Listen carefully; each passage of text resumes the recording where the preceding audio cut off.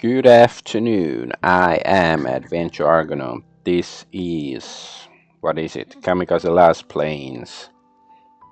And we are back in fighting the war and going on dates with military anime girls who turn into planes. And let's see, my streams, are they working?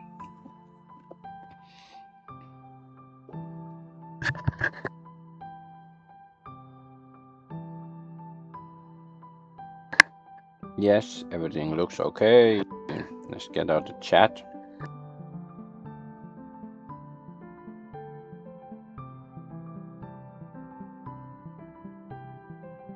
Yes. So now it's still, today is day for gaming, but tomorrow is of course Tuesday, and I can talk about the new Epstein file stuff, which is, sort of exciting, but also maybe depressing, because don't know if people are actually gonna do anything about it. But we can worry about that tomorrow. Let's play the game.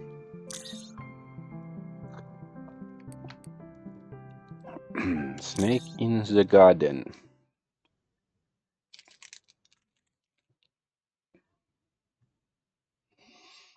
Snake in the garden. Special attacks. Okay. I've never before wondered what exactly is the Lassplanes' position in the army. I mean, I knew they are special forces and answer only to the king. Never seen Alba use her position like that. After all, if Tross could order the HQ around, we wouldn't have had the whole Lunafel and Azuria issue. And yet Alba always obeyed the orders. She never questioned them. She came to me for help. And Brandenburg just brushed off the person in charge of my future as if he was cleaning toilets, not me. Yeah, Brandenburg is the blonde chick. We finally found out her name. I saw the fury on his face. It was so intense. Something tells me it wasn't a frequent occurrence in the army. Surely the Lassplane will suffer some consequences. But if I learned something yesterday, it was that Hannah doesn't really mind consequences. Still stunned, I returned to not my headquarters, my quarters, to quickly wash and change my clothes. Part of me feared that as soon as the Lassplane disappeared from sight, the officer would find and restrain me in her absence. But nothing happened. In retrospect, yesterday turned out to be actually quite boring. I didn't dare to put on my uniform yet. Sitting in my quarters, I was on the edge, unsure what was gonna happen when the officer reports to HQ about the hangar situation. Minutes changed into hours. I dragged my feet around the quarters with no idea what I should do. I was afraid, I was petrified that I would never use it by my side, whatever. I was afraid that if HQ looked for me, I wasn't in the quarters, I'll only make the already hopeless matter worse. At the same time, I desperately wanted to find Hannah, talk to her about everything. For a while, I even hoped she would come to me herself, but I quickly came to my senses. 1,000 questions were swirling in my brain, and she seemed allergic to questions. The simplest thing she could do was to avoid them by avoiding me. So I just sat there, staring at the window, trying to figure everything out. My companions came back around noon, but nobody talked more than necessary. The reason for that were 2 empty beds. 2 people from our wing didn't return to the quarters. Still would be nice that they had names and faces. We knew exactly why. They were there, on board that freighter. In the evening, someone came to collect their personal items. The cupboards wiped clean, not a speck of dust left, as if they were never here. One of the beds was near the window, same spot Tross stole from me on her first day. But I couldn't bring myself to take it. It stayed empty. When an officer from HQ finally stands in the doorway, it's nearly 8 p.m. He briefly informs me that my case was finalized and I'm back on active duty. Tomorrow I'll get more orders. It's a different man than the one the last plane confronted in the hangar. Would be nice if those people also had names and faces. At least names. And yet his eyes also show discontent. I conclude that I might be the safest just to drop the topic. So I answer him formally, just as briefly, without further discussion the man apparently doesn't want. I wait a while and, making sure he's no longer in the corridor, I go to search for Brandenburg. Of course, walking around Sky Fortress gets me nowhere. There's no trace of her or the cat. But the positive decision from HQ filled my heart with joy. I'm so full of energy, nothing can change that. Not even the fact that Hannah forced the decision on them. Or that I can't find her. Maybe the cat will turn out to be a last plane as well, and it's gonna turn into a cat plane. Because there's already cat buses, so why not cat planes? I end up back in my quarters, planning to spend my evening alone. Declining to write Alba a letter, I sit at the desk. I don't know how long she'll stay in the infirmary, but I'm getting worried. I write about the events of the last days, of course leaving out how hard it was at times. She doesn't need to know I scrubbed toilets. At least until she asks me herself. The letter has a happy ending. We stopped the traders to the kingdom and I met a new last plane. And not just any last plane, the first one to finish their special secret training. Oh, I can't wait to see her face when she meets Brandenburg. I struggle to summon the mail drone to my quarters. It ignores me the first 3 times, even though it passes my room delivering orders to the soldiers. Finally, I hand it the letter, almost losing fingers in the process when it rips it out of my hands to carelessly drop it into the mail compartment. Cursed machines. When I finally force myself to go to bed, I'm too psyched to sleep. I twist and turn before dreams finally come. A new day brings thousands of new opportunities. This time I don't wake up to a blaring siren. Sky Fortress is quiet, asleep. I wouldn't mind a new mission right now. It's only at dawn, but I jump out of the bed anyways. The days of scrubbing latrines and worrying about my future are finally gone. The first thing I do is hide in the bathroom, still empty. Nobody got up before me, good. I have time to freshen up. I wash my face, shave and put on my uniform. It's freshly washed and ironed. Much better. I brush my hair, sticking out in every possible direction. Sunlight falls on my head through the window. Noticing something wrong, I freeze. I move closer to the mirror, hoping that it's just a trick of imagination. But no, I'm not wrong. 3, 4, 6 gray strands of hair. No way. All this stress is making my hair turn white. I thought fighting in the war is the worst thing that could happen, but it looks like if I die, it's red tape that will take my life. Yeah, definitely bureaucracy is worse than violence or stubborn last planes. I tie my shoelaces and head for the canteen, hoping for an early breakfast.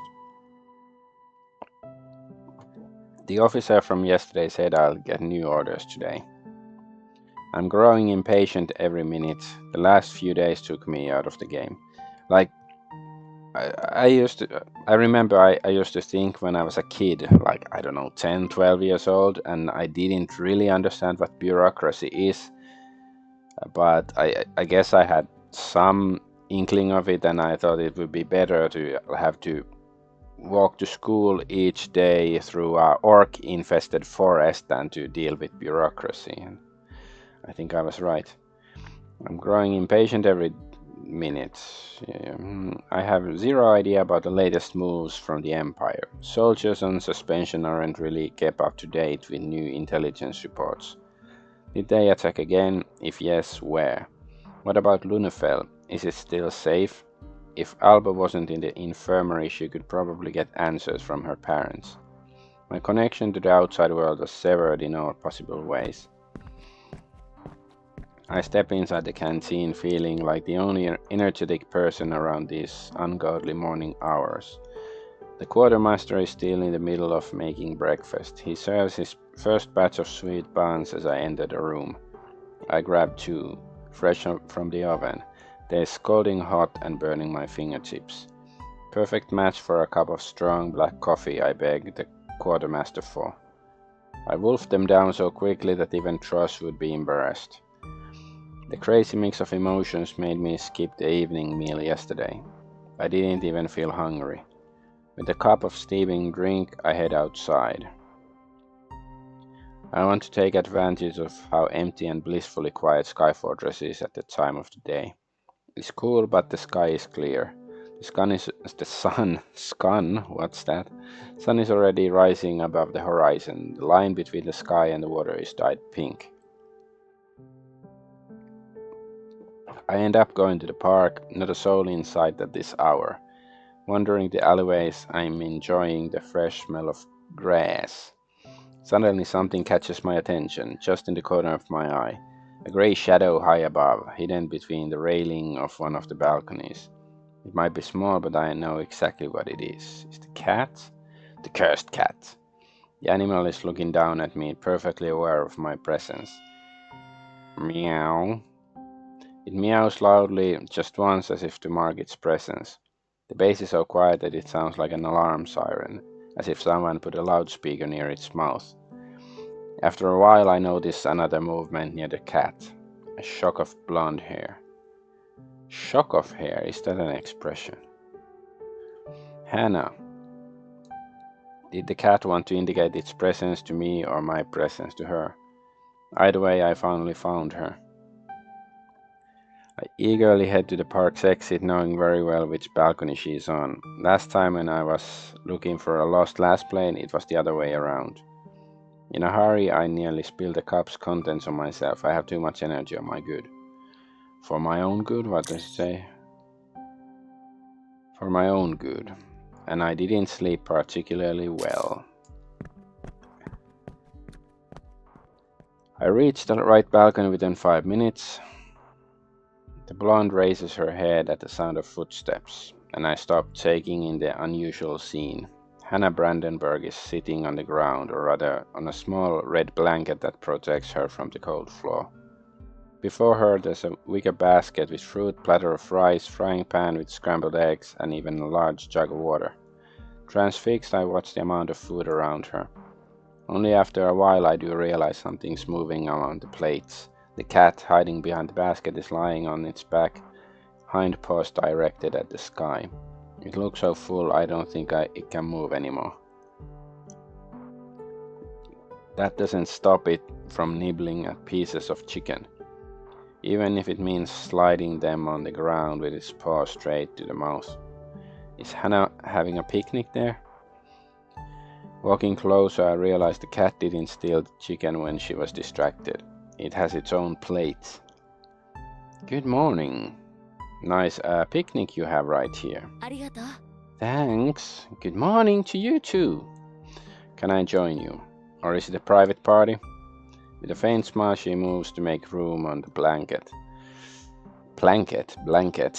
She pats the space next to her, inviting me to sit down. Good start. I sit down on the edge of the blanket, where it's tiny. For a moment, only the cat's munching can be heard. I watch the girl raise her cup of black coffee, casting an anxious glance at the cat in bliss. Do you think she's supposed to eat this much? It's a she? How can you tell? Look at her. Isn't it obvious? I follow her gaze and look at the cat. It's neither male or female to me now. It's just a liquidy mass on the ground with protruding paws.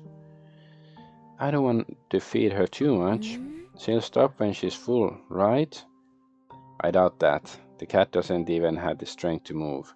Lying on the ground, it grabs food with its forepaws and brings it to its mouth. It's the only way it can keep eating. At the same time, it seems happy. The animal definitely likes the Lassplane, but I don't know if it means it likes me at least half that much. which means my intervention might end badly for me. What should I do? I think she had enough. Look at her. What about it? That's not how cats are supposed to look. Lazy and satisfied? They are natural predators. They usually hunt for food. She's probably not used to having so much at once. That's definitely too much. She's gonna burst any moment now. Exploding cat. I see. The girl stares at the cat for a moment. She doesn't look eager to take the plate away. We are thinking the same thing. Could you take her plate then? Why me? You're closer. Barely. Barley. Please. This word has never left her mouth since I met her. Although her lips curl into an amused smile, I can't ignore her plea. I give out a long, loud sigh to show I'm very unhappy. Is that a sigh? Not really, I don't know. I put my cup away. I'd rather be able to use both hands just in case. Kneeling down, I moved towards the cat mass spilled on the floor. The pet instantly notices me. A paw stops halfway, still holding the chicken in its claws. Meow. A warning growl comes from its mouth. I freeze, evaluating the distance to the plate. I have to do this, I'm sorry. It's for your own good. Meow. As soon as I touch the plate, the cat's scream almost pierces my eardrums. I grab it and pull it in my direction as fast as I can. Not fast enough. The cat turns onto its stomach and in a split second lands on its feet, even though it couldn't move a moment ago. A paw takes a swing and sharp claws cut through the air, digging into the back of my hand. Ugh. I wheeze, holding back a curse. Not giving the cat another chance, I abruptly move back to my spot. I sit down next to Hannah, clutching the retrieved plate with the bleeding hand. Bad kitty! The cat stares at me with resentment from behind the wicker basket. Hearing the Lassplanes reprimand, it squints its eyes and grunts under its breath. Its tail frantically sweeps the floor. I smile weakly at Hannah, who's glaring daggers at it. While they're having a staring contest, I put the plate between us. Mission accomplished, but not without heavy losses. Oh, my hero! Comes with a job. Shouldn't be comes with the job. Even though she's only joking, my heart skips a beat when I hear these words. Her laughter fills the silence. She takes a napkin from under her plate and puts it to my bleeding wound. The cut is shallow, it won't leave a scar. I freeze, feeling her hand on mine. I don't need first aid, but I'm not gonna argue. Out of the corner of my eye, I watch the cat carefully. I don't think I can count on forgiveness anytime soon. It looks like it's already planning my demise. The silence between us seems blissful and yet unnatural in Sky Fortress, usually filled with sounds of life. It's a waste of life. Crispy wind ruffles the Lassplane's hair. I look over her shoulder. She picked quite a spot. The stunning view offers only a fraction of the park and the boundless azure of the sky. Even when the base comes to life, this place will be the last to wake up. Most people stay around the plaza. We sip our drinks silent for a few long seconds. Her uncovered identity sits between us, like an elephant in a room waiting to be addressed, but I know very well what her reaction was when I asked her about it in the hangar. She had a reason not to share this piece of information. That's why I choose to ignore the elephant, at least for now. So, early bird catches the worm, huh? Where the hell have you seen a bird around here? It's a figure of speech. Do you always wake up this early? Oh, yes, I enjoy it. Early mornings usually mean the world is asleep and nobody bothers you. That's a very early morning, even for military base. You must wake up at dawn. A matter of habit. Dawn and midnight are the only times the base seems bearable. You hate it here that much, huh? Her shoulders raise in both an answer and a lack of it. She reaches into a basket, picks a grape from a bunch. My eyes follow her movements, studying the amount of food she brought here. I didn't know the quartermaster was done preparing breakfast already. Only got 2 buns. Must be the Lassplane privileges. Help yourself, poor starving officer. Amusement sparkles in her eyes. A grape disappears behind her full lips. Encouraged by her permission, I reach for fruit. The cat reacts instinctively as if only reaching near it was a provocation. It rushes to the basket, forcing me to stop halfway. The shallow wound on my hand has stopped bleeding, but it remains deep in my memory. The cat keeps eye contact, it's squinting. I watch it approach the basket and get inside. Meow. Hey! Undisturbed by my scream and grapes on the bottom, the cat fully enters the basket. It turns around a few times and, finding comfortable position, curls up into a cat loaf. On the grapes I was gonna eat. I can't stand this creature. I'm not even gonna try to pull the fruit from under it, if there are still fruit and not juice, that is. I take my hand back, ignoring the blatant provocation. Hannah's quiet laughter comes from my side. I swear nothing amuses her as much as the cat. You have to admit that's cute. She's doing it on purpose. Oh, come on, she's just a cat. A vengeful cat, just look at her. But when Hannah's gaze falls on the cat, it immediately closes its eyes as if they never showed murderous intent directed at me. With a sigh, the stranger grabs the pan like she wants to appease me. Here, have some eggs.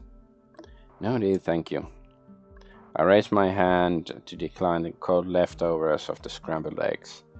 I'm not that hungry, and breakfast is waiting in the canteen anyway. If he gets to go there, but something might happen that prevents that. Why don't you eat in the canteen? The girl shrugs again. If I can eat here, why should I eat there? Bringing all this food here seems like a lot of work. The quartermaster helped me. Besides, I don't like crowds, I told you before. You did. Alba surely doesn't mind crowds. 1,000 people could flood the canteen and she still would happily drown in the mass of soldiers elbowing her way to the food. But she's different. The more time I spend with Hannah, the more I notice it. The elephant between us grows and becomes harder to ignore.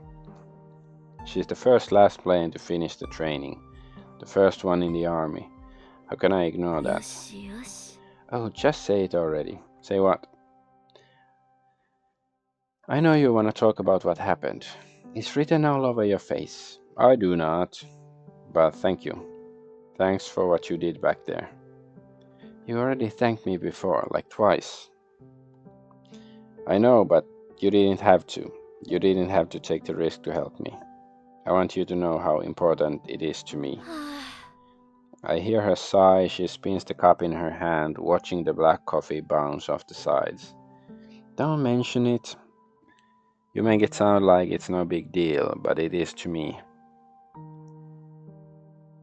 It's not a big deal. I heard what you said to him. Oh? I'm sorry you had to intervene. I did not behave like a soldier should. You're wrong. I didn't intervene because of your big mouth. Hey, I don't know.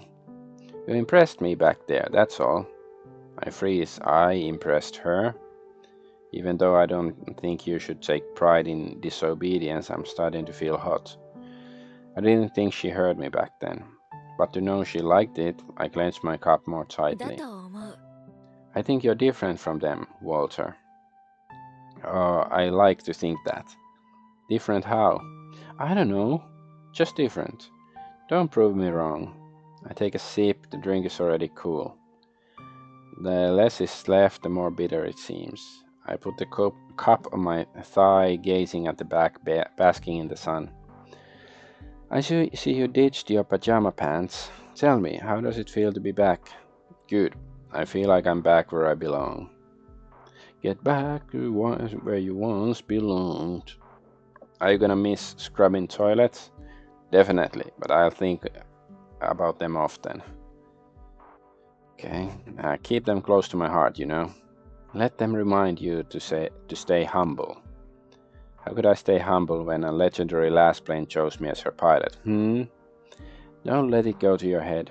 I agree in feeling the same rush of energy that got me out of bed at the crack of dawn. I'm flattered she chose me, but I still don't know why she did. I wonder how Alba will react. A seed of anxiety grows at the back of my head. I didn't think of that at all. Back in the hangar, Hannah said Tross would gladly share. But will she really? What if she has a problem with that? Did I just get out of the frying pan into the fire? Will she think I ditched her for a new model as soon as she ended up in the infirmary? Oh please, I hope she won't think that. What's wrong with your face? What's wrong with your face? I'm worried about Alba a little bit. Oh, is your girlfriend gonna be jealous? I jump like a scolded cat, her words making me flush. She did not just say that. She's not my girlfriend. Then there shouldn't be a problem, I turn to her and look at her amused expression. Her words sound innocent, but there's a mischievous spark in her eyes, lurking just below the surface. The spark that makes my face even redder, I can feel it. I'm just worried about her health, nothing else. Haven't seen her in days. Is she still in the infirmary? Yes, they took her there right after we came back from Lunafell. I wrote her a note, but she hasn't responded yet. I see. The girl leans back, resting her hand on a cold balcony floor. She raises her head, turning it away from me, and gazes on the azure sky. Something flickers on her face, an emotion I can't name. I'm sure she's gonna be fine, right? Lassplanes aren't easily hurt, are they? And there it is again. A shadow creeps into her gaze, suffocating all the glow left. Her silhouette still seems relaxed, head perked as if she was basking in the sun like the cat next to her. But her face is serious. Taking advantage of the fact she is not looking at me, I gaze at her myself. A thin pale scar shines on her hand in the sunlight. Maybe it's a scratch from a cat. Do you know her? Who? Alba. Were you in the same unit? My answer is silence. The wind carries a growing hustle and bustle of Skyfortress coming back to life. I watch her profile, her upturned straight nose, slightly frowned eyebrows. Her red lips pursed into a narrow line like she doesn't want to let a single answer slip through them. I know how much she hates questions. I'm not counting on a reply. I follow her gaze, trailing a single white cloud on the azure sky. Unexpectedly, when the pressure of my glare disappears, I hear a quiet answer. No. We weren't in the same unit. Surprised, I fight the urge to look at her. Subconsciously, I feel it's the unwritten rule of this conversation if I want to get any answers. I always thought there's only one Lassplane base. According to the rumors in the army, at least. So are you saying there were more? Used to be. And now there's only one left? Out of the corner of my eye, I see her nod lightly. Blonde strands of her fall on her cheek, hiding her from my sideways glances. She's the most private person I know. The walls around her are so thick it seems incredibly tedious to penetrate them. But I'm willing to try. Yes, gonna try to penetrate her. I want to know what's on the other side. How long have you been a Lassplane? Silence. My whole life? Whole life? I thought you become a Lassplane. Can you be born as one? Figure of speech? Oh. Her answers are vague, short, and yet I feel every one of them is my small personal victory. I don't know which question will be the last she'll tolerate. I take the risk. I turn to her, tearing my gaze from the sky above. The girl is still beside me like a wax statue. Her eyelids are half closed under the sunlight. But despite that, I can see the tension that crept into her body. Like she can't close her eyes with me here. Like even here she is still alert. My gaze falls on the white line on her hand again. This scar from your childhood? From before you became a Lassplane? Brandenburg squirms as if taken aback by my question. She turns to me, following my eyes. Straightening her back, she takes the arm supporting her away from the balcony floor. She glances at the back of her hand and suddenly freezes. Even her chest doesn't move, like she stopped breathing. It seems the cool wind stops too. The entire world stops. I stare at her intensely. Her eyes become empty, distant. It's as if looking at her hand took her to another place, another time, like she's looking at something else. No, this happened much later. A corner of her mouth quivers when she decides to answer. Her voice is devoid of emotion, gaze fixed on the white line of her skin, or on her skin. The wind finally grows stronger, brushing my cheeks, ruffling my hair with 6 gray strands I discovered this morning. I feel a chill creeping down my back. I thought the light can cure all Lassplane's wounds. Why did you keep it? She tilts her head as if my next question brought her out of the trance she was in for a moment. It reminds me of what I have to do. What does she have to do? Was it the reason for her presence in Lunefell? Is this why she is in Skyfortress now? My heart races while my mind is trying to wrap around all the possibilities. But I reach the line. I sense I can't go any further. A thickness in the wall, I was circling carefully, trying to find a breach to peek inside. Meow. The cat moves next to us, but I don't even mind it. I can only see a grey spot somewhere at my side, focused on the Lassplane. My gaze is fixed on her beautiful face. She looks frozen. There's a grim emotion in her eyes. Her lips are pursed as if in fear. I think this is the crack in the barrier I was trying to find. Emotions I see on her now. Her indifference is only a mask she puts on every day. And this is a glimpse of the truth. You're a riddle, do you know that? My words served their role. The girl snaps out of her state, both literally and metaphorically. She shakes her hand, carelessly brushing long blonde strands of hair behind her ear. Her face turns neutral, the same as always. Is it a bad thing or a good thing? Is it a good thing? I like riddles. I really don't like riddles usually, but I guess sometimes they can be fun. She doesn't answer, but I could swear a faint smile dances on her lips when she tears her eyes from me. Crack of the wicker basket interrupts my thoughts. The cat arches its back after a short but smooth nap. To my horror, I notice crushed grapes under its body. Its paws are red from the juice. Undeterred, oh my god, it's an anti-Semitic cat crushing the juice. Undeterred, the cat climbs out of the red blanket next to us. Then it raises a paw and shakes, then another one. The juice splashes around, right at us. No, bad kitty. I raise the plate I took from the cat. It shields me from the droplets of juice, which probably is hard to wash off. Ignoring the girl's scream, the cat begins to flick the excess moisture from its forepaws. Iluna, stop! Iluna? I laugh at the sight of her uniform and face covered in maroon juice. I manage to save most of my uniform, but it's in vain. Dark stain appears on my pants. Another fresh uniform to wash.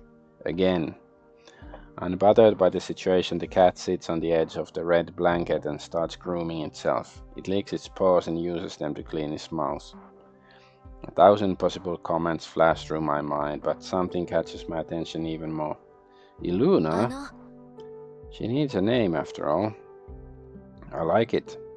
I had no idea you decided to keep this cat. I didn't. Then why are you here with this cat?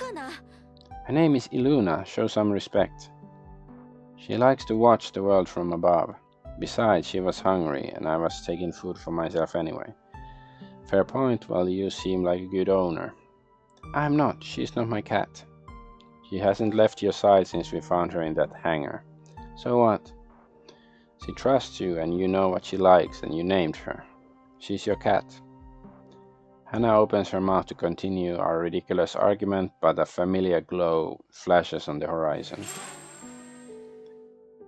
It's impossible to miss the metallic hull of the mail drone against the blue sky.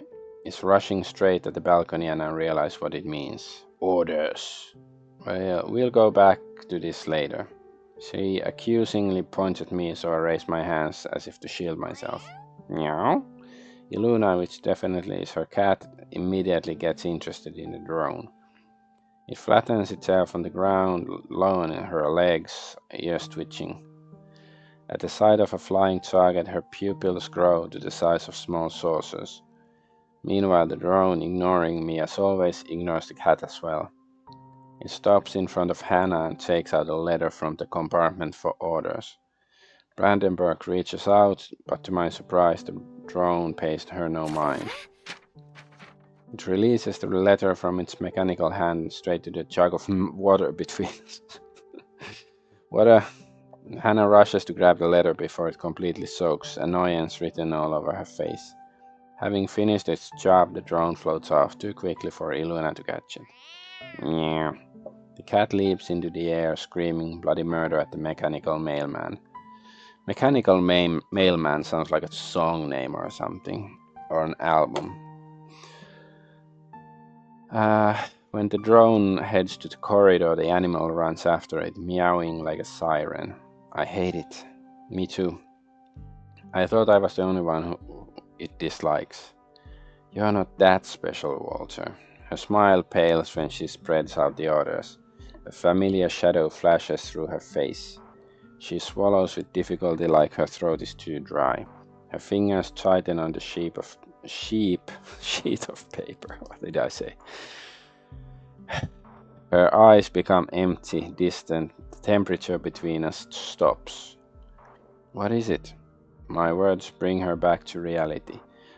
She relaxes, forcing her expression to show boredom again. She passes me the paper and shrugs it as if it was nothing special, but the emotions on her face, although only for a moment, a glimpse of something else, something real.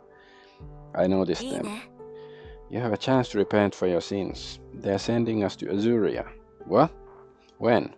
Tonight. My head stops. My heart stops. I was sure our flight to Lunafell changed nothing for the south. Azuria was safe, supposedly. Did something happen when I was suspended?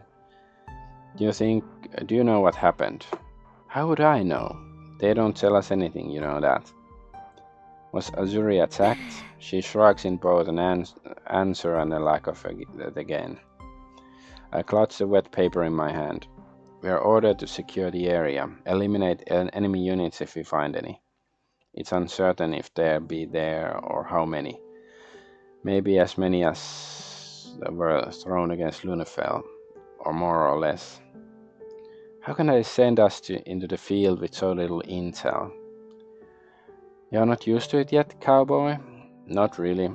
She stretches like the importance of the mission doesn't weigh on her at all. Brushing invisible dust from her pants, she reluctantly stands up.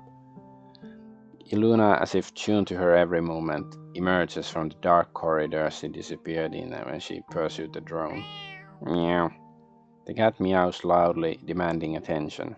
But Hannah purposefully ignores it, whether it's to pretend she is not the owner or because she is still offended by the cat's outrageous behavior. I don't know.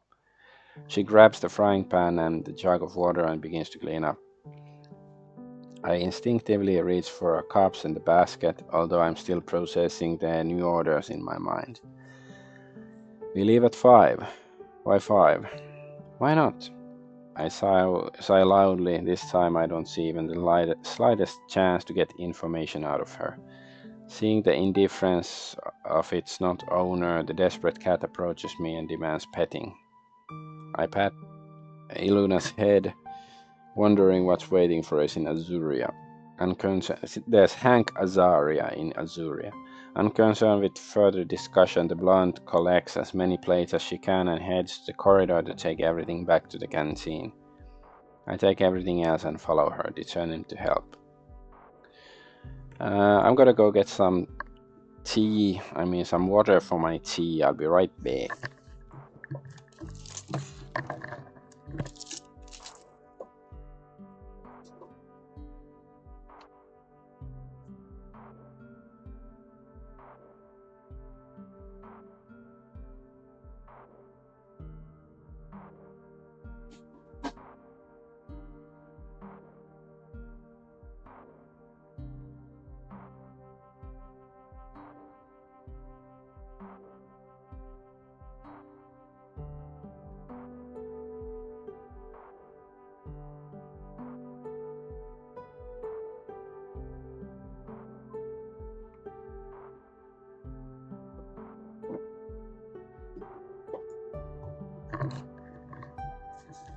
I am back.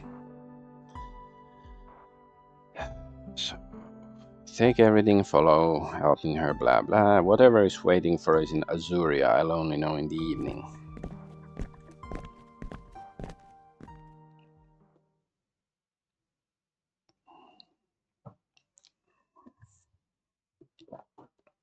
So, are we... Okay, we are flying right now. My attempts to get more information out of her are unsuccessful. Okay, I cannot save anymore, but there was an autosave, so I guess that's fine. I owe Hannah my return to active duty, but it looks like my privileges from HQ have officially ended. Before, maybe they would have given me all the reports I need. But now I'm a renegade in their eyes, unrightfully chosen by a Lassplane. It's not like I expect anything. They treat me like a pawn on the board, a pawn ready to be sent into battle, a pawn with no right to ask questions. But I suck it up, even when I see an official recommendation to assign another pilot for this mission written on our orders. The recommendation that Hannah ignores. She's calling the shots, apparently. Wonder how long she'll get away with this before HQ says enough. When we reach our destination, the sky is painted with stars. Vale shimmers on the horizon with a bright glow. We are close to the southern border. Azuria looks dazzling from afar. It's just as small as Lunefell, but its majestic lighthouse catches my attention. My heart rejoices at the sight of the buildings being intact. I feel relief, and not even the sight of hulls of enemy ships in the distance can change it. We are not too late. By some kind of coincidence, that's a typo, we are just on time. It's just Deus Ex Machina, basically. We're approaching the village. Our order is to secure the area and eliminate enemy units. Yes. Piece of cake! Wrap it up before dinner and then you'll have some more. I can see the lights of enemy ships turning toward us when they notice our presence. Yesterday's battle left a bitter taste in my mouth, one that can't be washed down. I never thought I'd welcome Empire units as a nice change. At least we're not fighting our own. At least it's the bad guys we are facing today. Are they the baddies? Wasn't the Vale's breach in the north? Perhaps there's more. They've got a long way home. Why Azuria? There's nothing special about it. What are they doing here? Maybe they're here for holidays. I heard now is the best time to visit. Let's give them a warm welcome. All inclusive. Okay, let's go pew pew.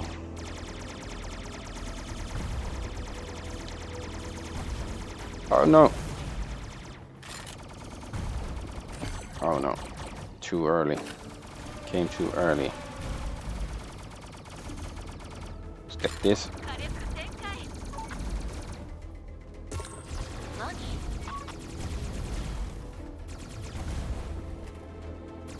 Ah, that's a thingy to destroy. Okay, let's do that.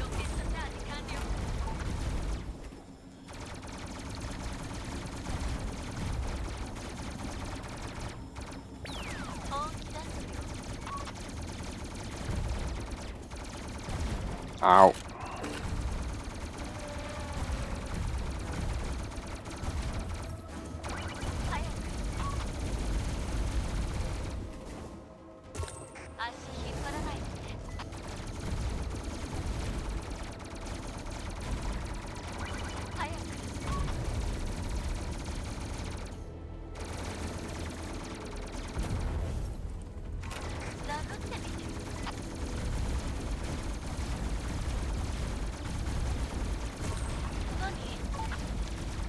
Oh, we destroyed it.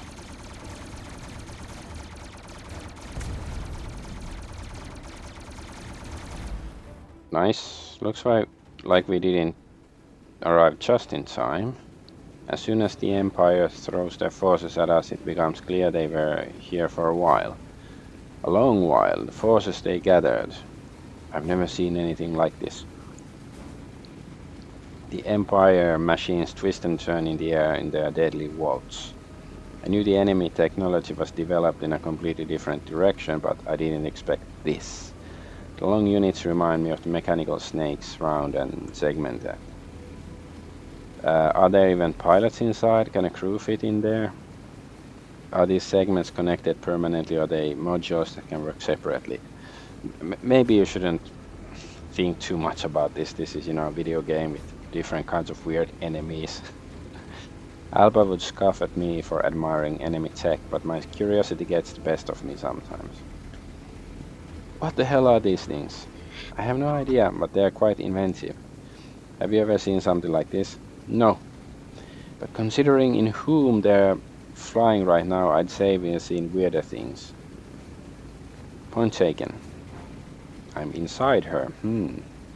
Battle takes us closer to Azuria. When I look at the island, my stomach churns. I feel weird. My intuition is going crazy. After every takedown, I catch myself peeking at the island. It's so quiet and empty. Not a soul in sight.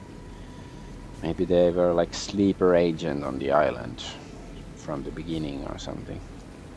The lighthouse looming over the houses shines against the night sky. Another typo. There's so many typos in this game. They should hire me to do some proofreading. For some reason, the closer we get, the more ominous it seems to me. This light looks so eerie. If I were on a ship lost at sea, I don't know if it would make me want to follow it or turn around and run. Do you think the villagers hid in their houses? I don't see anyone from here. Probably. I don't think they are interested in witnessing the aerial battle from the first row. You're right, the enemy left quite an army here. I've never seen units like these before. These centipedes. They look like their only task is to stop us from reaching the island. That's why we are getting rid of them. But why aren't they moving inland for the capital? It has valuables they could plunder. There's nothing in Azuria. Neither was in Lunafell.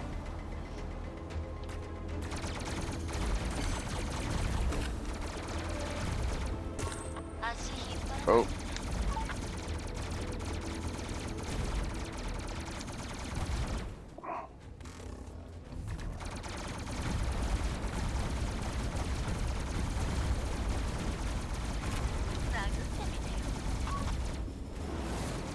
Ow, ow, ow.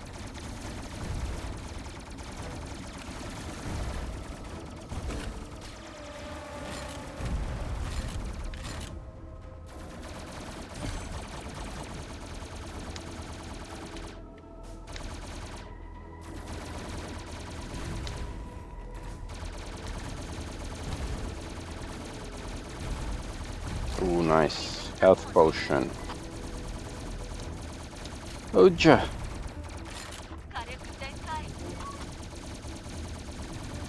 Die, stupid helicopter. Oh, let's get this before it disappears.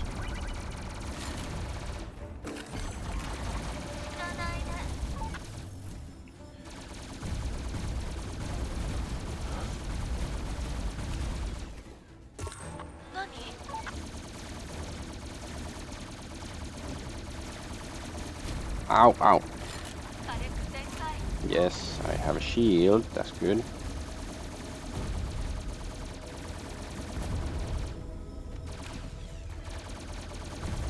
Let's use this mega bomb because I just forget to use it.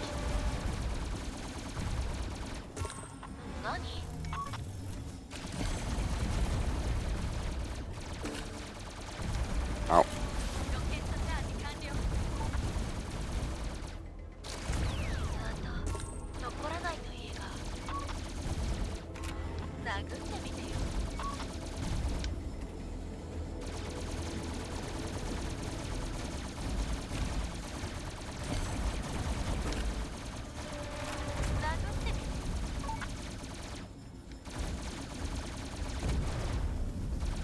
Oh, many wormies or centipedes. Oh, okay, they actually sort of go in directions. That's a lot of... This is bullet hell. Am I gonna die? Yes. First death.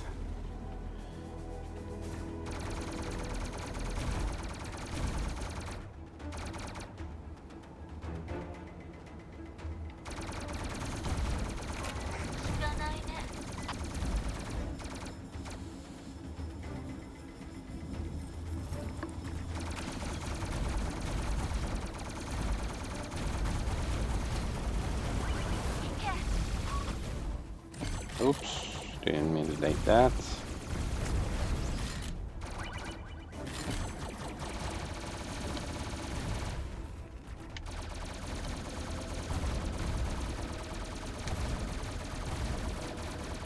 Die.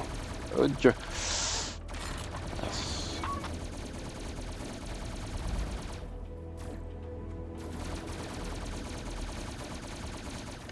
Ow, ow, ow.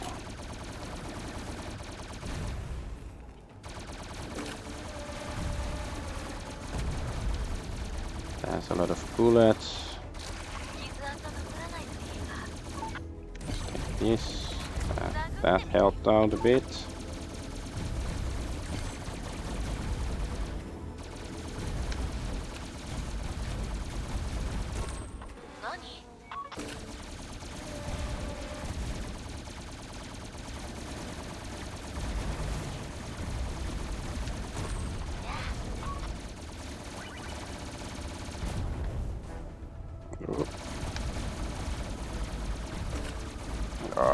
Yeah. Stuff happening and fast. Things blowing up.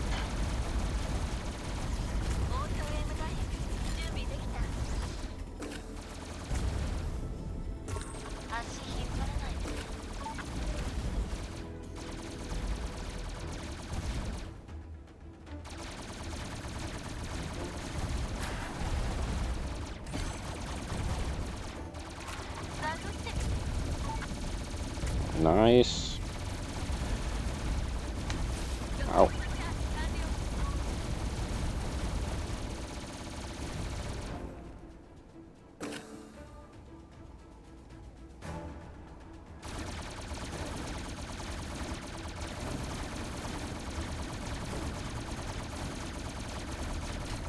Ow, ow, ow. This is where I died last time. Okay, now we have armor, shield, whatever it is. Okay. Adversaries' hulls disappear in black, muddy water. When each of them falls, the lighthouse flashes in the dark. The planes plummet one after another. I know it can't be related. But the flashes in the corner of my eye make me uneasy. In the rage of the battle, I don't have time to take a good look at the island, but it seems the emptiness reaches even through the windows. We should touch down as soon as we deal with the rest of them. What now? Just look at this village. Did you see even one person on the streets or in the window of their home? But do you have time to look at people through the windows in the distance while you're fighting? We are hundreds of meters above ground, Walter, exactly. Are you saying you can see through the windows from up here? No, but we should make sure everything is alright when we secure the area. That the Empire didn't hurt anyone. I mean, people live there. They must be frightened. Forget it. What's wrong with telling them they're safe? And how do you know they will be safe? Can you see what's ahead? Damn it. Don't let it crush us. Okay. This is the boss, I guess.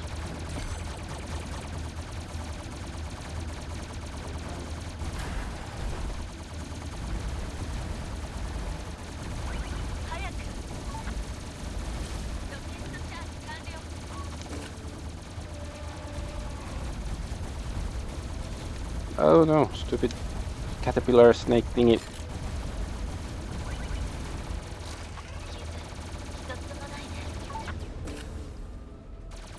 Oops.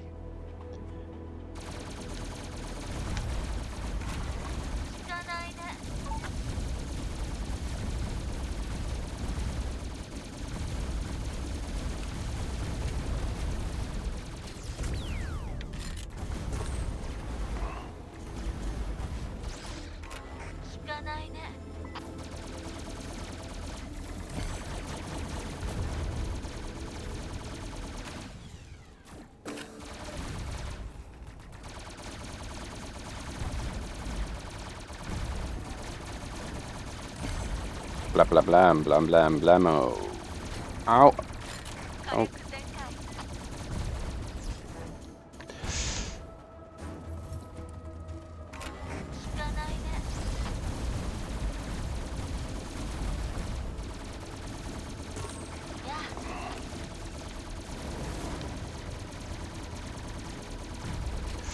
Damn it.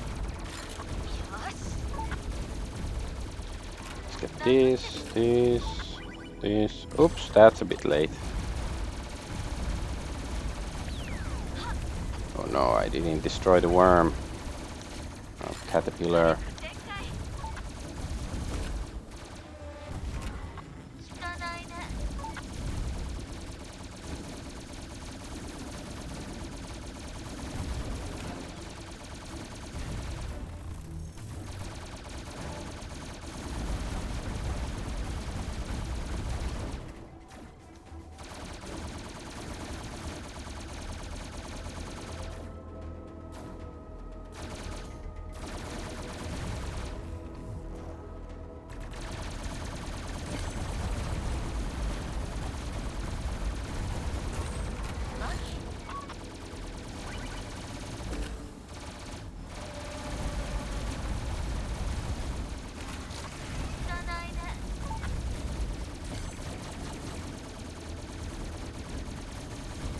Ow, ow, ow.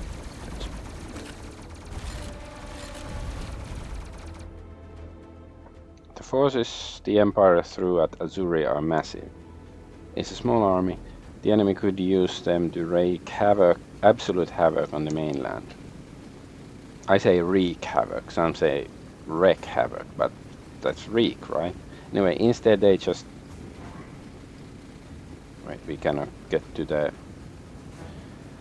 log either, so to look at the spelling, whatever. Instead they throw it at us, just to protect the camp they've set up here for some reason. It makes me all the more worried for the residents. I don't believe in the Empire's good heart. They clearly came to Azuria before we did. Who knows how long they've been here? Who knows what they've done? So maybe it was a huge mistake to not come to Azuria originally, because now, was there any protection here or what?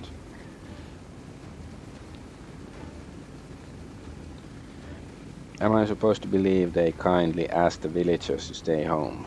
My guilty conscience whispers to my ear that perhaps it's all my fault. Well, yeah, I made a mistake. Maybe if we had come here instead of to Lunafell, maybe Azuria would be safe. And now you're here and you're fighting. Stop torturing yourself with what ifs. Maybe there'd be no fighting at all if I'd been here a few days ago. You're wrong. It would change nothing. How can you be so sure? I feel her tension and hesitation when she's wondering how to answer. Fate brought you to Lunafell just in time to stop the Empire's attack. If it hadn't, the village would have fallen to the enemy. But Azuria, you can't save them all, cowboy. Centipede. That's an interesting, very inventive name. Like, it's not like a cyber centipede or massive centipede or anything like that. It's just centipede. Magapede.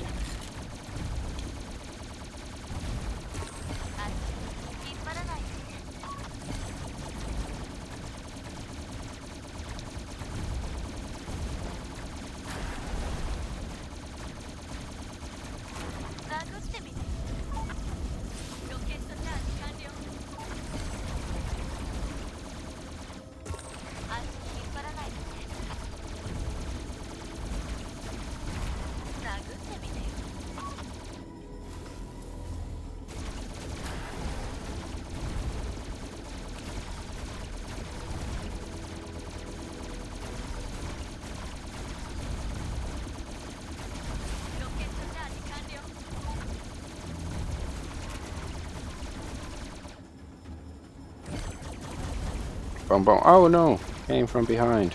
They came from behind.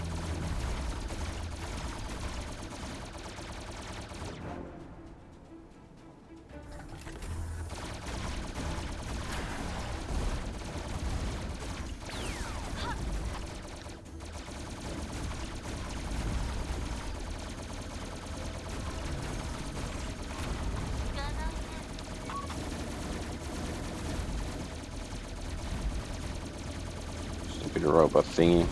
Die already.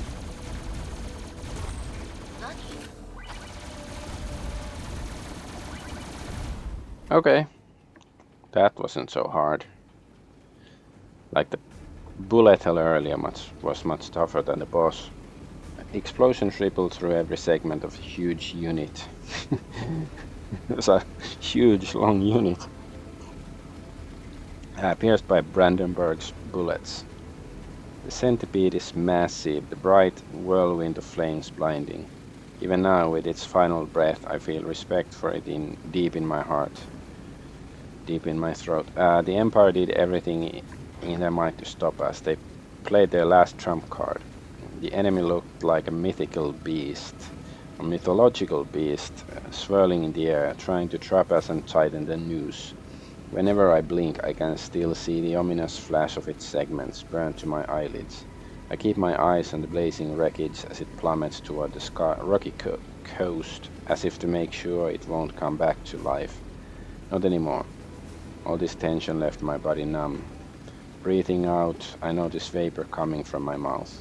Only now do I realize how cold it got in the cockpit. Has it been like this all along? Maybe I missed it. Too busy with the instincts driving me. Brandenburg is silent. I'm trying to sense her. The murmur of her thoughts is quieter than the one I feel with Alba. Even in this form, when supposedly having nothing left to hide from me, she is reserved. Is everything alright? We killed everyone. Mission accomplished. Let's go back to Sky Fortress. Let HQ and handle the rest. I grit my teeth, turning my head to the island. It's as ghastly as before, quiet, empty. Although the battle is over, the fire no longer gleams against the satin of the sky. Nobody came out. Nobody is celebrating our victory like in Lunafell. As if what we did made no difference. Let's land. A quick check won't change anything. We'll land for a while and then head to Sky Fortress. HQ won't know. And that's the behavior that nearly got you expelled from the army. Next time I won't be able to help you, Walter. Don't be ridiculous. Are you saying you're not worried about the people down below? Don't you want to know what happened to them? I'm worried about myself.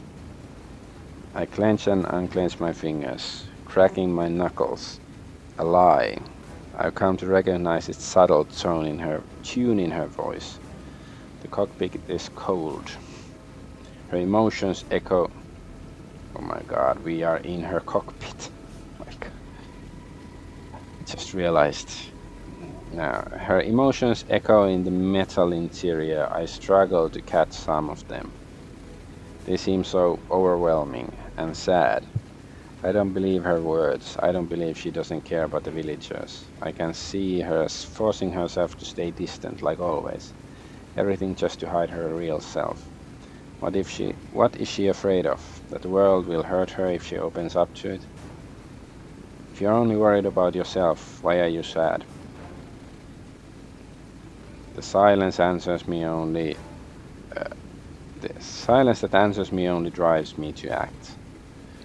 I don't care what she's gonna think. I know she's lying. I tighten my grip on the trigger.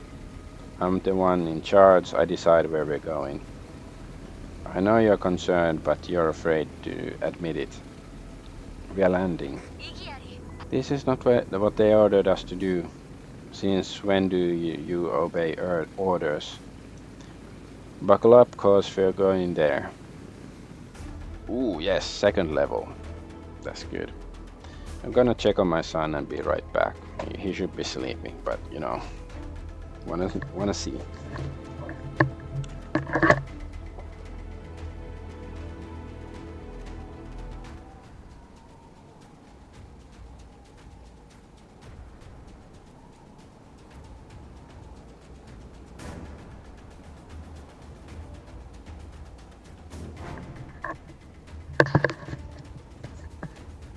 Yep, he looks fine. Let's continue.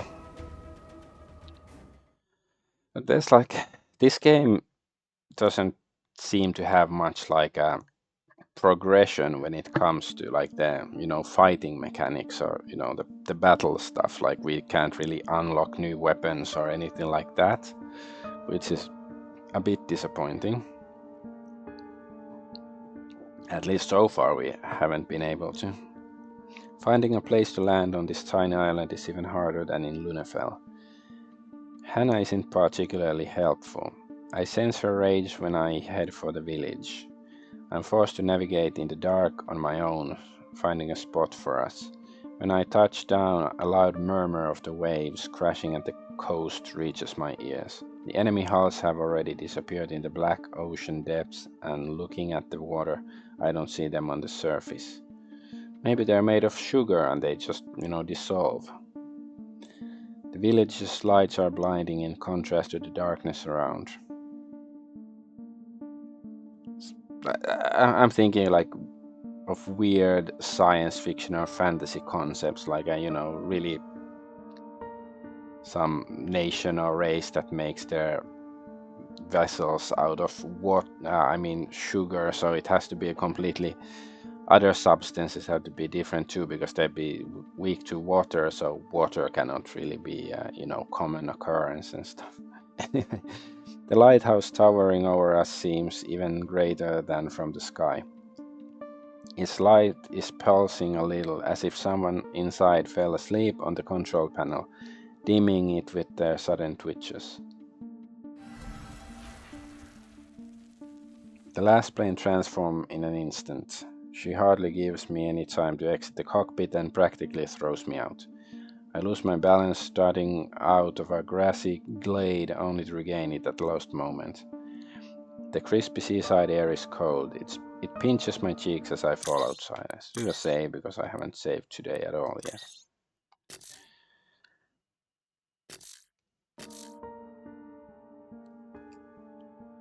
Brandenburg stands over me, his eyes still glowing from the hurried transformation.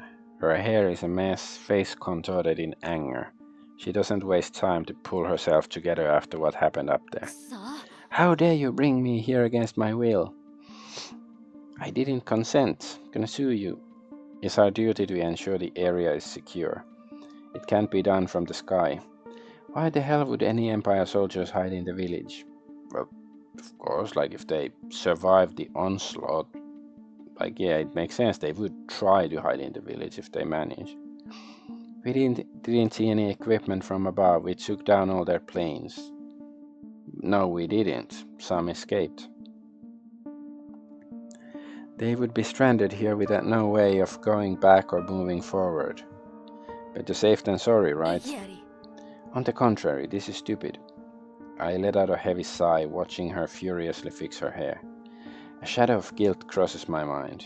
Maybe I really forced her to land for nothing. Maybe we should return to Sky Fortress like she wishes to. I shake my head at my own thoughts.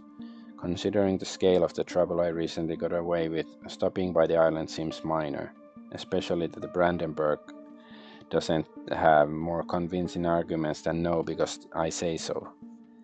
Her reluctance to come here seems extremely irrational. Strange, I never had her for an irrational type. Well, she's, female. We lock eyes for a while, allowing a thick silence to fall between us. The glow slowly disappears from her gaze, leaving emotions I can't decipher. As usual, there are times when Hannah seems so close, like someone I've known for ages, someone I can sometimes understand without words, but definitely more often than not, I can't even predict if she'll agree with me to turn on her heel and leave. Our game in the hangar or the breakfast on the balcony made this fact fade in my mind. But now I'm painfully reminded of it. My attempts to use another argument here in vain, so I return to the truth. The truth is, I used up there in the heat of battle. You're right, I don't think Empire soldiers are hiding in the village, but I want to make sure the villagers are okay. I bet. This is your problem, Walter. What is? You care too damn much. Wait, you're the one who told me to do the right thing even if it's against the rules. You told me to listen to my gut. And now that I'm listening, you're angry at me? She averts her eyes, which tells me I'm right. She doesn't have a response to my words. Silence surprises me. Since the first time we talked, Brandenburg always had an answer ready. No, actually, she didn't answer anything. She didn't answer any questions. I guess they mean answer in a different sense. Okay, she had an answer ready no matter what I said. Meanwhile, the girl standing before me crosses her arms and bites her lip, avoiding my eyes like the plague. Anger escapes her gaze, leaving barely smoldering coals. They remind me of the emotions lying dormant deep inside her, the ones my words can add fuel to again. But for now, she lets them snuff. Her arms fall lightly, air escapes her lips as if in surrender. She looks at the lighthouse, frowning. I notice unease in the cocktail of emotions in her expression. I stand on the edge of our improvised landing field. There's maybe 3 meters to a well-trodden trail leading to the village. But Brandenburg stays behind, not even a step closer to Azuria. She is stubbornly standing on the spot of her transformation, as if she is still hoping to persuade me to return, as if she is afraid it'll take even the smallest step as a victory. I know you care too. Huh? Huh? Oh, come on, you think I can't see you're lying to my face. You know nothing, Jon Snow. You're right, I don't, because you're not telling me anything ever. That's why. A distant joyful cheer cuts the air. I hear its echo bouncing off the buildings in the village it's coming from. I jump, hearing the sounds of human life. Did you hear that? I turn my eyes to the village and the lighthouse over us. Relief floods my heart again. Although Azuria seemed abandoned from above, there are clearly people here. But why are they celebrating? Seems a bit creepy. They must have hidden when they saw the enemy coming. Are they now leaving their hideouts and celebrating no enemy units in the sky? I strain my eyes, trying to notice anyone between the buildings. The village lies a little higher than our landing field. I can't see anything from here. Nani? Here what? The girl's question distracts me from my attempts to find the residence. When I turn to her, I see she's eyeing the distant buildings too. The last plane is standing a little further than me. She must have missed it. Her gaze is empty, eyes open wide, like she doesn't want to miss even the tiniest detail. Like she's looking closely for traces of life in the village she didn't want to visit too. Her lips are raw from all the nervous biting. I see that her arms still crossed on her chest squeeze her shoulders, like she's trying to hug herself. I heard people. What? We have to tell them it's safe now. And then another fleet of enemy ships comes, or planes, and make sure they're okay. We wasted enough time on this pointless discussion. I turn away, heading towards a solid sandy path. It winds up and changes into stone stairs after a few meters, leading to Azuria high above. I tilt my head, tracking the road disappearing between the small buildings. The lighthouse immediately overtakes my vision. The massive construction rises above everything around it. It reminds me of a cathedral towering over the world, majestic and large. Its light is hypnotizing. It catches my eyes and won't let go. The cold glow seems otherworldly. Wait! The Lassplanes' voice interrupts my trance, drawing my attention. To my surprise, she's standing a step closer than the last time I checked, like she's willing to follow me. But a new emotion flickers on her face. Something I've never seen her show before. Fear. Didn't we, like the cat? She showed fear, right? Void of rage, her blue irises are now empty. Enough talking. If you want to stay here, be my guest. I'll be back just in a few minutes. It's not a big deal. Please wait. You don't have to go. Wait! I freeze, watching her fight an inner battle. She wins and lets her arms fall. They just fall off. Plonk. She lets one hand hang along the body, but the other is reaching for me. I stare at it for a while, baffled. I blink a few times. I don't understand what she wants. I'll go, but I need you to hold my hand. Huh? I'm so shocked I forget the village behind my back. I eye her silhouette. Her body is stiff from tension. Concern hides in her eyes. Hannah Brandenburg, the first and legendary Lassplane, wants me to hold her hand. Is that what they call first base in America? Am I dreaming? Or is it a trick? Will she drag me back to the Sky Fortress if I take her hand? What now? I'm scared. Take my hand, please. Don't make me ask again. Is she scared?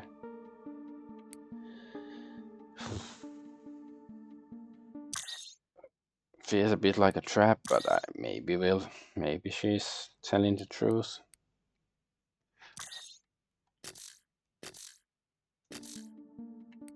Alright. I look around. Apart from the lighthouse, the darkness holds the surroundings in its grip. The sound of the waves is loud, reminds me of our game of two truths and a lie.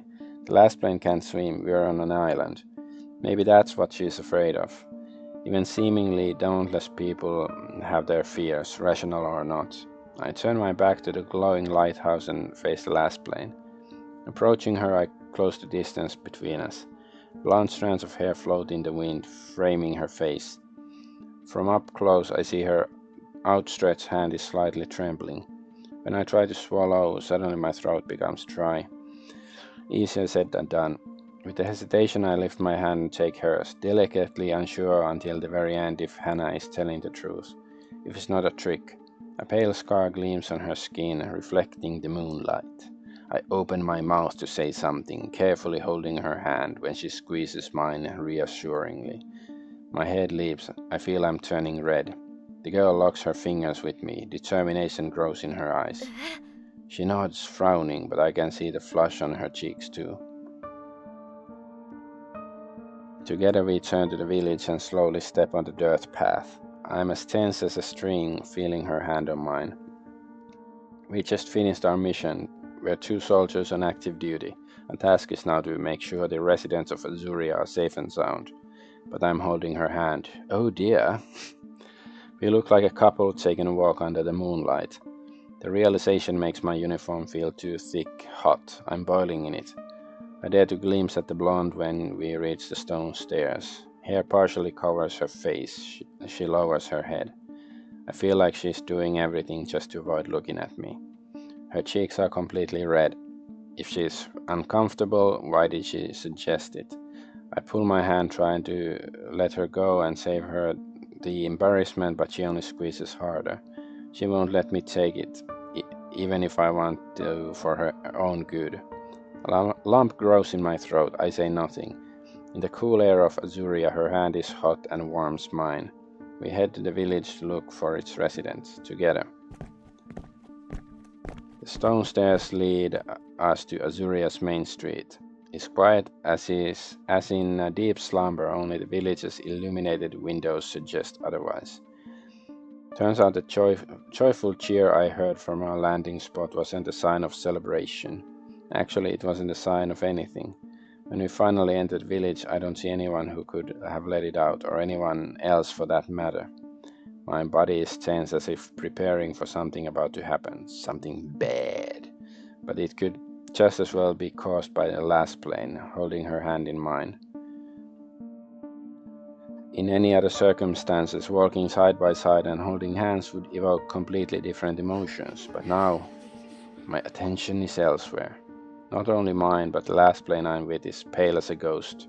Her fingers clutch mine so tightly I'm not sure if it would make any difference if I let go.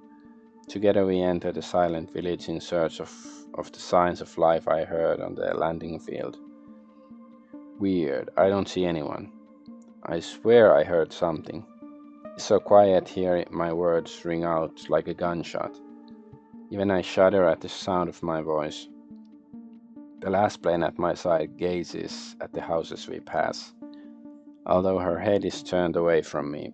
When the moonlight illuminates her face, I can see fear written all over it. Must have been the wind. Maybe, but why is no one here? The village is intact. Doesn't look like the Empire targeted civilian buildings. And yet there's nothing, not even bodies. Would you prefer bodies lying around? Of course not. Well, I'm a bit hungry though. But something's not adding up here. Our steps clatter on the stove pavement. Emptiness is ringing in my ears. I wouldn't want to find bodies here, but at least I could understand it. As soon as we got here, it became clear the Empire had been controlling the area for some time. Back in the sky, my gut was telling me the worst already happened. I was expecting a bloody slaughter down here. Instead, we are the only ones here, not a single soul in sight, dead or alive. At the same time, there's no sign of a battle, no broken windows, no bullet shells on the ground, no charred walls or roofs pierced by falling missiles, nothing at all. It's like I'm wearing nothing at all. The gardens are in an impeccable condition. The windows are all in one piece with curtains neatly covering some of them. I look over the toys scattered around at some doors. Children's dolls arranged on wooden chairs, attending some make-believe tea parties. Laundry hung to dry flutter loudly in one of the gardens. Half the clothesline is empty. I can see the rest of the clothes in a bucket on the ground. It looks dark, wet, like someone stopped hanging the clothes midway. Was it like a rapture? They were just raptured away. Where have they gone? Looks like everyone just upped and left, abandoning what they were doing in the middle of it. I don't see any traces of a battle. The island is small. Where could they go? See, we should go inside a building to see if, somebody was having dinner or something, and sort of how decayed is the food. Is it like hours, days ago, or even longer? Perhaps they evacuated to the mainland before the Empire even came here. Lots of people did after Luna fell. Yeah, that's true. When the news of the Vale's instability reached the civilians with our help, throngs of people rushed to the capital, as far from the shore as possible. The explanation sounds comforting, but it doesn't reassure me at all. Maybe it's the lump in my throat. It's been there since we landed. Maybe the foul feeling in the back of my mind telling me something's not right here. I look around when we pass more houses. The possessions scattered on the street seem abandoned abruptly in one moment. If the evacuation was planned in advance, they would surely have time to take them. The air seems charged, like a moment before the storm, carrying the smell of ozone, and you can feel it coming. But the sky above our heads is clear, no dark clouds in sight. The only flashes tearing the firmament are coming from the top of the lighthouse we are slowly approaching. I glance over its silhouette. The closer we are, the more massive it seems. Its light seems to call to me, luring, enticing to come closer. The call of the lighthouse. Yeah, lighthouse vertagen. Promising safety and comfort as soon as I get there. My eyes are transfixed, and for a split second I forget the world around me. Hey. Brandenburg squeezes my hand, pulling me back to reality. I see her alarmed gaze on me when I turn my eyes from the lighthouse. Something has changed in her face since we entered the village. Concern doesn't convey her facial expression. The girl's eyes are wide open, her chest rises and falls rapidly. The unsettling atmosphere of this place is getting to me, but Hannah seems frightened. She's never been one of the chatty crowd, but since we came to Azuria, it's like her already small vocabulary was cut in half. Look at these things. If people were evacuating to the capital according to a plan, they would have surely taken some of it at least. Maybe they didn't have time to take everything, or maybe they panicked. Fear does strange things to people. I'm not so sure. In Lunafell, not even facing a direct threat could persuade some of its residents to evacuate. It seems unlikely to me that everyone in Azuria would abandon their homes and escape in such a hurry. I think the Empire could be behind this. The Empire? What do you think they did? I didn't invite them to a tea party, that's for sure. They got rid of them somehow. Why would the Empire murder innocent villagers? Because, well, they're invading, but it's more like they just disappeared. Why are they attacking our territory? Clearly they don't need a good reason to murder our people. The girl frowns in response to my words. She's silent for a while, mulling them over like they are hard to swallow. It seems obvious to me the Empire attacked both Lunafell and apparently Azuria. Maybe they would have done the same to Lunafell if not for the coincidence that I was there with Alba. Would Lunafell be deserted now? I don't think the Empire would murder an entire village without reason. There's a human face under every beast's mask. They must have an angle, orders to follow, objectives to achieve. Perhaps they didn't murder them, maybe they displaced them. They have displaced beasts here. After all, there are no bodies, right? Unless they threw them into the ocean. Wouldn't they still float back to the shore, but maybe it takes a while? But why would they? Why hide it? How would I know? I'd say they're not dead, just somewhere else. But where?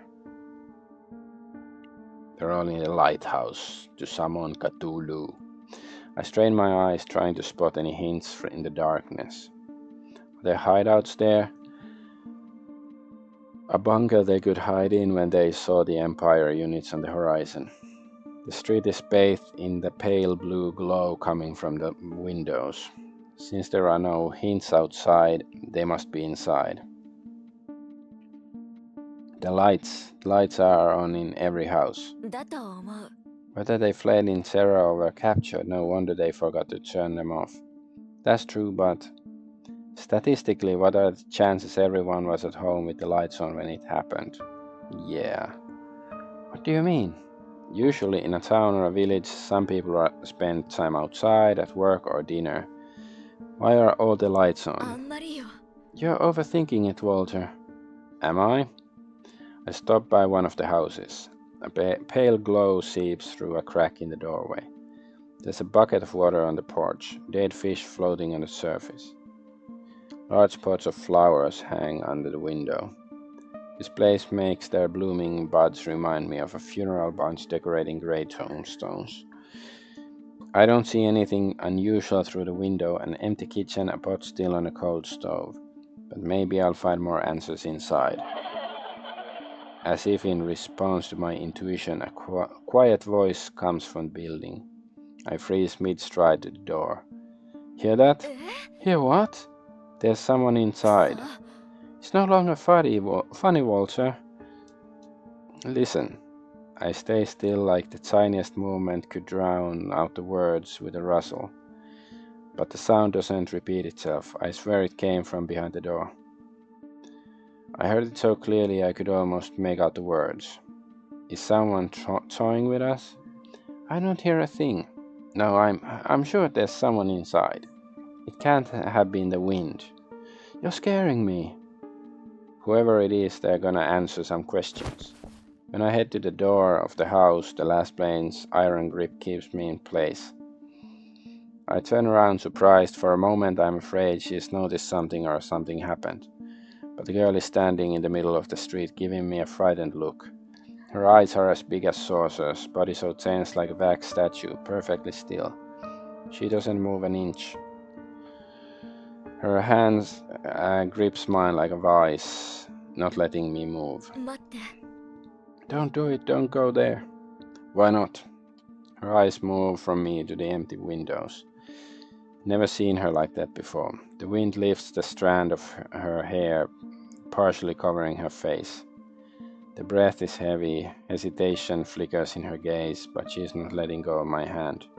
On the contrary, she is clenching my fingers.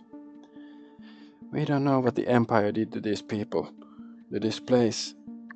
I heard a voice, Hannah, I'm sure of it. How do you know it was a local and not the enemy? Are you suggesting the Empire could have laid a trap? It's just something seems off. The streets are empty. We should check at least one house. Better to investigate the rest of the village. Maybe we can find something here. Or there. I'm not sure. What if it's someone who needs our help? I can go by myself if you don't wanna. Don't! Stay here. I frown, noticing sudden desperation in her eyes.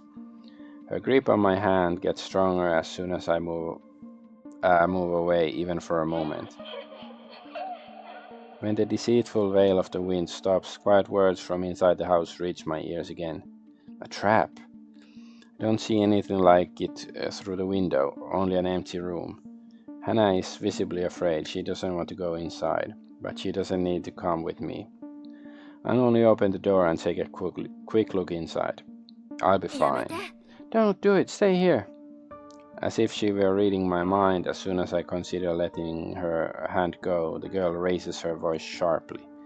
Her face is contorted like a theatrical mask, and yet desperation rings in her voice. Is she really so scared she won't survive a few seconds apart? I'll just open the door and be back right away. Should I check the house? Yeah, I sort of want to check the house. You know, I feel bad for her and stuff, but I want to check the house. It's not like I'm going far away without her. The door is right here. I'll stay in her line of sight the whole time. And if not, I'll be within shouting distance in case she needs something, in case something happens. I'll be back in a minute. Walter, no! I yank my hand from her grip, closing the distance to the door in 2 steps. Sharp chill immediately attacks my palm when I no longer feel her hot skin. I grip the handle of the door, opening it ajar. The Lassplanes follows me, but I step inside before she has a chance to drag me back. Is this the same kitchen as in the Lunefell, like, Alba's home? But of course they might just be using assets with like a different color filter. The large room is bathed in faint light. I sweep my gaze across a sofa, armchair, table, and desk, its interior furnishings. The dim glow is coming from a modern receiver by the wall facing the entrance. Quiet words are coming from the device. Although I am only a few short meters away, I don't recognize any of them. I step forward, lured by the desire to understand. The air here seems charged with energy that pierces my body to the bone. The pale glow of the receiver paints the room with sharp shadows. It's pulsating slightly, and each pulse pours chill into my veins. I hear the Lassplane scream behind my back. It reaches me from afar, muffled and incomprehensible. Like there's a thick glass between us, separating our world into two. I can hear the banging of her fist. I can't make out specific words, only the scream, the noise. I want to turn away, ensure her it's nothing. But my neck is stiff, frozen in one position, facing the receiver. I command my body to stop, to look at Hannah at the entrance. Go back to her, back to the warmth of her hand, safety I felt with her. And the realization I can't stop belatedly hits my brain. I'm flooded with fear. Why can't I stop? Ice fills my veins, reaching for the heart. The dull echo of her words is left behind. There's only the murmur of foreign words reverberating inside the house. A thud of shoes on the wooden floor. Darkness floods the wedges of my vision. 2 black traces mark the wooden panels, shaped like a human silhouettes. Burned on the ground, they are the size of my body. I might make out the legs, hands. Pain fills the air in the house like a thick vapor, invading my lungs with each desperate breath. Trashing in panic, I approach the receiver. The ice-cold current in my veins freezes my body and lights my soul on fire. I slide on the level floor. It's wet, slippery. Panels are covered in blood. In the pale light, the scarlet turns obsidian. Empty. There's no one here. There's no one here. I'm all alone. Someone's sobs are coming from the receiver. I'm so close, at arm's length. Please. This word echoes in my subconsciousness. The voice sounds male and female, old and young at the same time. I want to help them. I want to help everyone. Somebody help me. The reality around me bends and breaks. Something clutches my insides greedily, violently. It sinks its claws in the essence of my existence, ripping a piece for itself. I feel hot tears streaming down my cheeks. I don't want to die. My body is no longer mine. I watch my arms spread, happily giving everything away to its power. Giving themselves away, giving me away. I don't see a difference anymore. It hurts. Agony cuts the silence with my scream. Who was I? Who am I? Who could I be? Blend into one without beginning, without end. It burns. Help me. The rest of the world sinks into darkness. Only the blue glow of the receiver matters, pulsating like a beating heart. I feel my heart beat in sync. I'm so close. So close, the words are now clear, distinct. The glass barrier between us is gone. End this. Make it stop. My body breaks when the soul rips from it, escapes into the night. Please. Consumed by darkness, I'm desperately looking for relief from the overwhelming suffering in it. Stop. The last thing to reach my senses is a scream stuck in my throat. Oh, so this is one ending. We got an achievement. So, okay, this is one of the bad endings, I guess. Okay. Inky Dream, CEO, Patricia Matkiewicz, Norman Lender. So is it like a Polish game or something? And the names, the Patricia Matkiewicz, I don't know if it's like it might be Ukrainian or some other Eastern European country. I don't know really, but Hitokiri Nyen, that's like Japanese or Vietnamese both. Rumiku sounds like a nickname. Yeah. Oh, I hear my son. Okay, I'll be right back.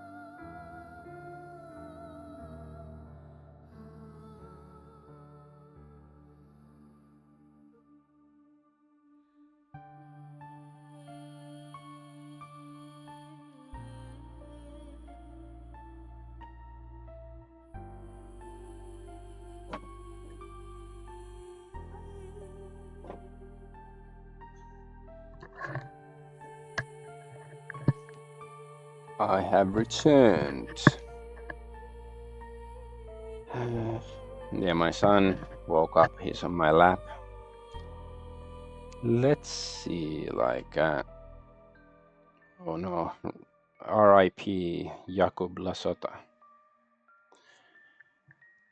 In memory of Jakub Lasota, whoever that was. But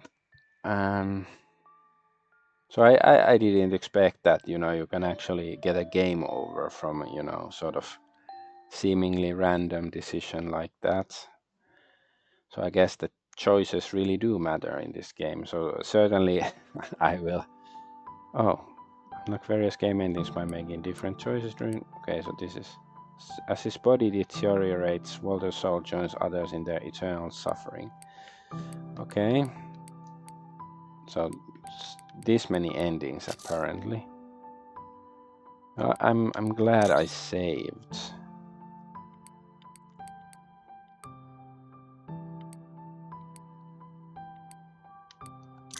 I guess let's see. Like, can we go to the lighthouse or something?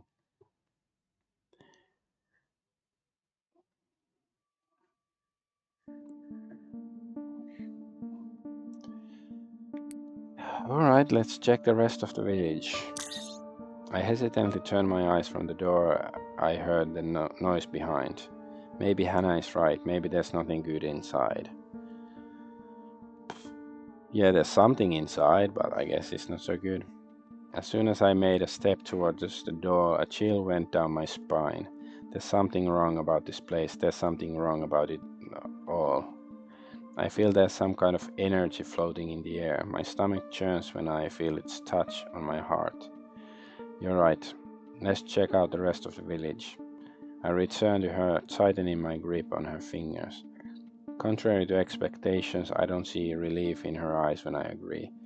Her face is frozen. She barely nods before we carry on. The lighthouse in the village center flickers and lures us toward it. Its glow is the only constant, indicating the presence of life in this abandoned place. Even if the constant is illusory and an automated system is responsible for it, not a man. We pass more houses seemingly abandoned by their owners in one moment. I notice a birdhouse near one of them. Although it's full of seeds, there's no winged animal to use it in the area. The wind carries someone's whisper to my ear. I shudder looking around. The light doesn't reach the alleyways between the houses. The darkness in them is black and thick. My eyes can't penetrate it. And I'm searching for a movement. I can swear the darkness is staring back at me. You're right, something is very off about this place. Or I'm starting to lose my mind. I'd rather you didn't. Sometimes I think I can hear someone. Don't you? She purses her lips into a thin line and firmly shakes her head. Even so, her gaze remains alert. She's probing the area which, although abandoned, doesn't seem empty. We should head back. I don't like this place. It's a bloody ghost town. Ghosts aren't real, Hannah. Maybe they are. Don't tell me you're scared of them. Gripping my hand stronger, she looks away to focus on the massive lighthouse. Her next words are... Her words are so quiet I nearly missed them.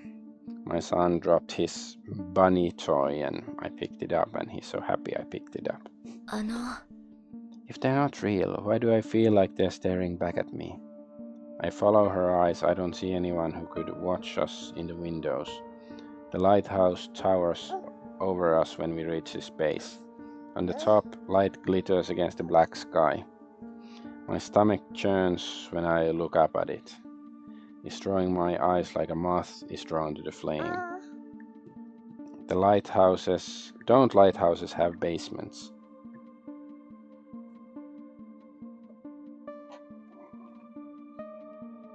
Probably. Why? Don't you think the residents could have hidden there? It looks like the safest place to me. Huh? An entire village hidden in one basement? I doubt it. Although she is clearly reluctant, I drag her towards the closed door to the building. Hannah doesn't want to follow me, but she doesn't dare to let go my hand. Nice clock. Her eyes are fixed on the top of the lighthouse, but mine are drawn to something standing out against the wooden door leading inside the construction. She's actively resisting when I pull her to the entrance to take a look. It looks like a circle with wide rays entangling it. It's like some elder sign or something. Weird, I've never seen anything like that before. I reach out to trace the carved symbol with my fingertip. I feel a spark jump from the door to my hand when I touch it. Let's get out of here, Walter. I've had enough. Feeling the girl pull my hand towards the landing field, I do the same in the opposite direction. We reach the lighthouse. There's a strange sign on the door. I'm not going to turn back now. I need to know what's inside. We have to check out what's inside. Yeah. No, we don't. As I said, we should move. No. Since the planes I shot down sank in the darkness of the ocean, I can shake off a feeling that Hannah knows more about this place than she admits. Her reluctance to come here seemed irrational. She didn't want to go inside that house, even though it wouldn't hurt to check it. Actually, it did. She says she's afraid of ghosts, the dark, this place, and what happened to the locals. Does she know but won't tell me? My gaze falls on her interlaced fingers, and this hand holding is also bloody weird. This place is bloody weird. What should I do? I guess I have to save because maybe the wrong decision will kill me again.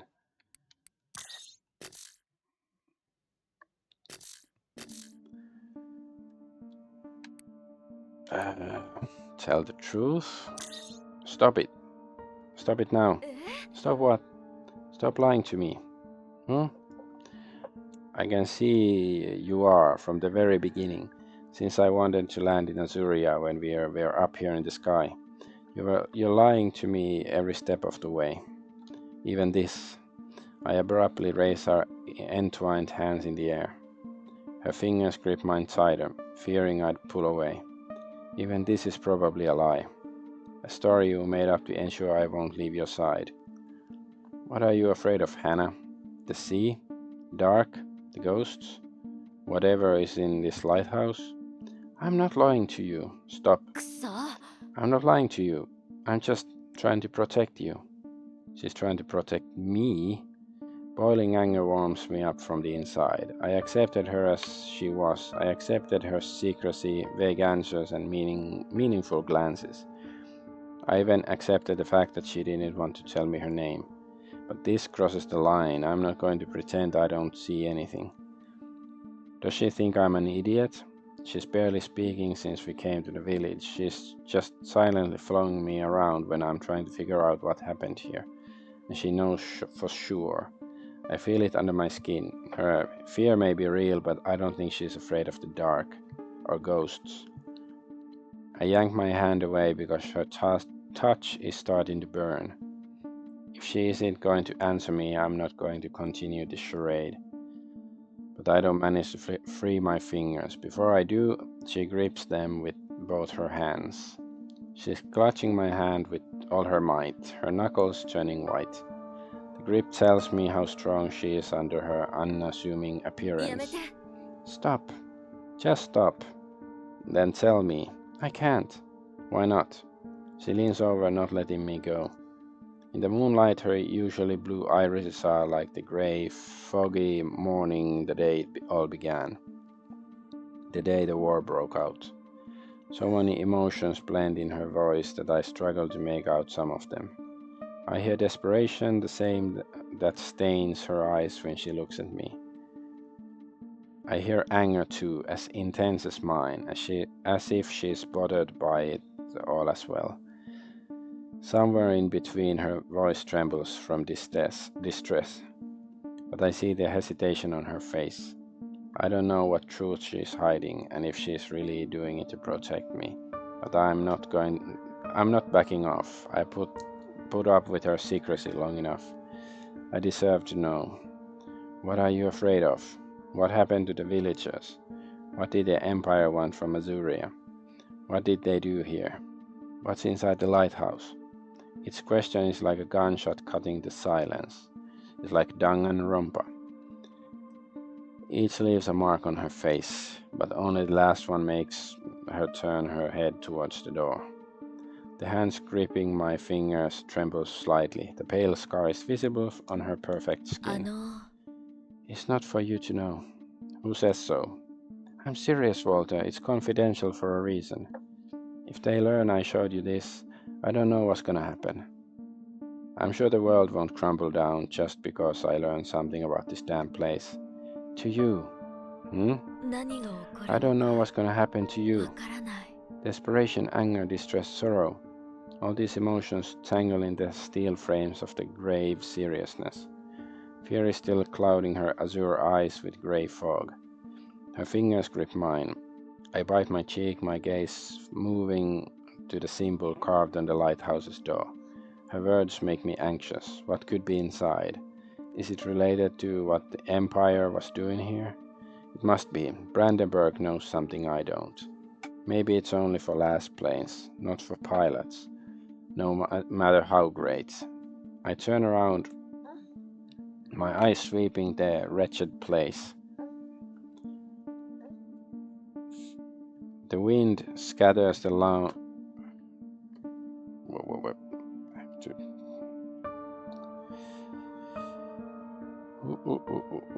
Okay, I have to adjust my cords around my son. Okay. The wind scatters the laundry around, seeps into the alleyways between the abandoned houses. A steel vice grips my heart, impossible to ignore. There must be a reason she doesn't want to take me inside. But I couldn't keep on living knowing how close to the truth I was. Not after what I've seen here. Show me. She straightens slightly. I nearly see the calculations in her mind, painted all over her face. She's thinking intensely hard. Maybe like I often do, she's weighing the pros and the cons.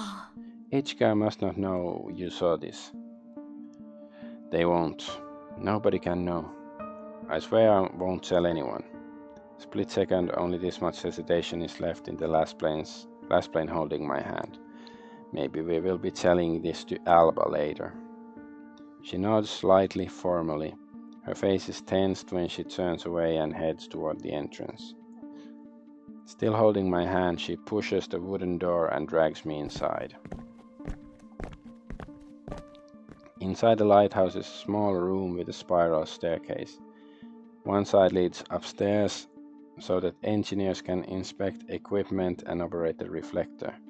The other leads downstairs to the basement.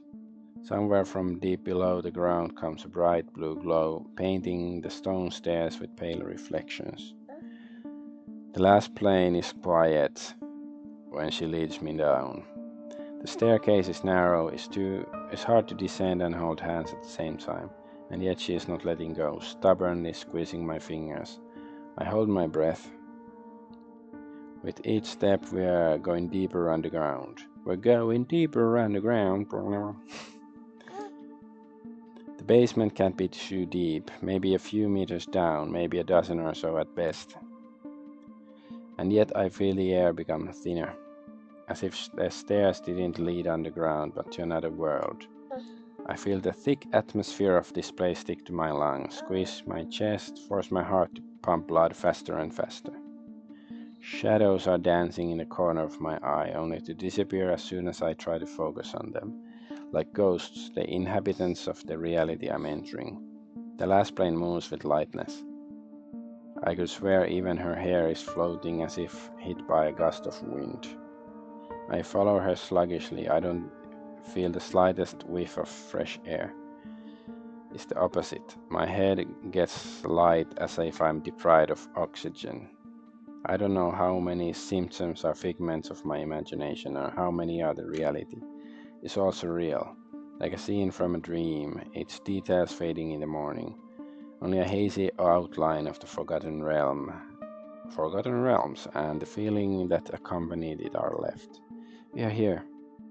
We've been walking for so long that I don't even realize we've reached the end. Let's do a save, I don't know, just in case, because it's too tense or something. Coming down 100 steps of a spiral staircase make me dizzy. My body staggers dangerously on the last step, losing balance. She grabs my shoulder, helping me stand straight. Even in this eerie place, I feel my face redden from shame. The girl is smaller than me, and she needs to help me stay on my feet because I was defeated by stairs. I'm embarrassing? I'm embarrassed, or what? The short sensation is quickly gone when I raise my head to look around the place we're in. Ooh, crystals. Mystical. It's not a basement. We're ended up in a large chamber. Darkness envelops its borders, hiding the walls and ceiling from me. But the echo of our footsteps and the Lassplanes' voice bounce off the surface, giving away its size. The chamber itself is nothing special, but my gaze immediately falls on the center. This is the light. Oh. A massive crystal formation is much smaller than me. It's taller, not small. I was like, wait, it looks big. It fills the heart of a large cave hidden deep underground. Sharp tips and smooth walls remind me of rough diamonds stuck together by a whimsical force of nature. Only the wiring leading from it suggests I found some kind of device and not a typical deposit of valuable mineral. It has a purpose. It emits a familiar blue glow, but it seems suppressed somehow. It's not even half as powerful as the crystals powering the watchtowers around Sky Fortress.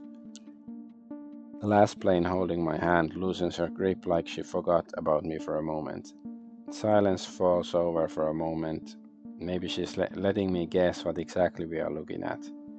But what are we looking at? A great deposit of light crystals hidden under a lighthouse for some purpose. My gaze follows the wiring leading from the platform. They seem to power something. I mean, they would if they were fully charged.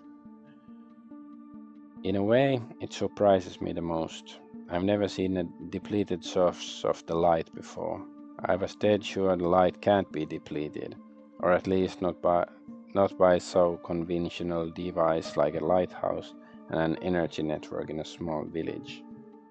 But it could explain the strange hue of lights above on the ground. Maybe this is what happens when the energy source is low on power. My analytical mind is starting to connect the dots with hypothetical formulas when the girl at my side moves slightly, as if to remind me of her presence. It's a watchtower. That was the, Jehovah's Witnesses? Huh? I was expecting everything. A generator supplying the village, an underground warehouse, but not this.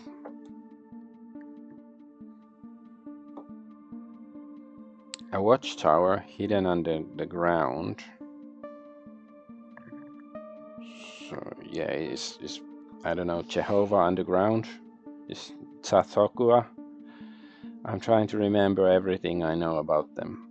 Small light-fueled towers have been created at the same time as the Veil. Their only function is to sustain the barrier protecting us from the outside world. I can see a few from my window in Sky Fortress. They proudly shine in the sky with banners of the kingdom displayed on them. They flicker with the same pale blue light. But watchtowers float in the sky. That's what we learn at school.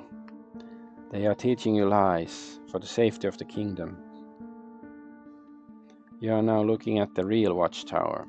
The ones you see in the sky are only empty decorations that have nothing to do with the Veil. Maybe this would have worked better if they first explained us what the, normie watchtowers are supposed to be. But why? Why would you build a decoy watchtowers? So that the enemy won't know the location of the real ones. Yeah. I snort under my breath, aware of the irony. She smiles faintly, mirthlessly. Should have an H there as well in mirth. At least that was the goal. So this is a real watchtower? I don't know what I was expecting. When my gaze sweeps over the barely active crystal, I'm surprised. I thought the machinery would be more complex, but you can really predict anything when it comes to light. Or can you really predict anything when it comes to light? Blue glow is pulsating inside the crystal. It cuts its surface like lightning. Lightning appearing in one place, disappearing in another. The surface of the crystals is perfectly smooth, as if polished by the years underground. But inside, deep below the surface, I notice a small storm. Sophia, small storm? Sparks are dancing together. Only a remnant of the light energy that lurked here once. It looks inactive. Hesitantly, the girl nods. Like me, her eyes fall on the crystal formation. The watchtower was damaged, which weakened the veil.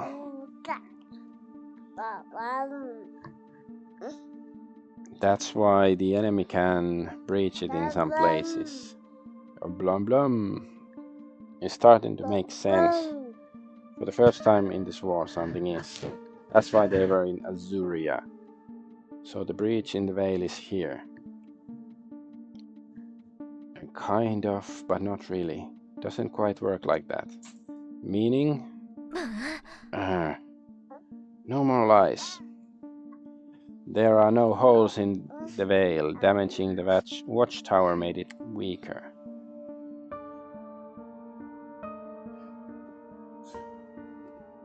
That's why the enemies can cross it, but it's not easy.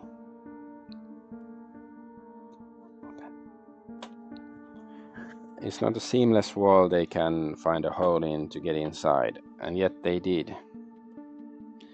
It began here, in this place. Fascinated, I watched the crystal towering over me. How could you damage something like this?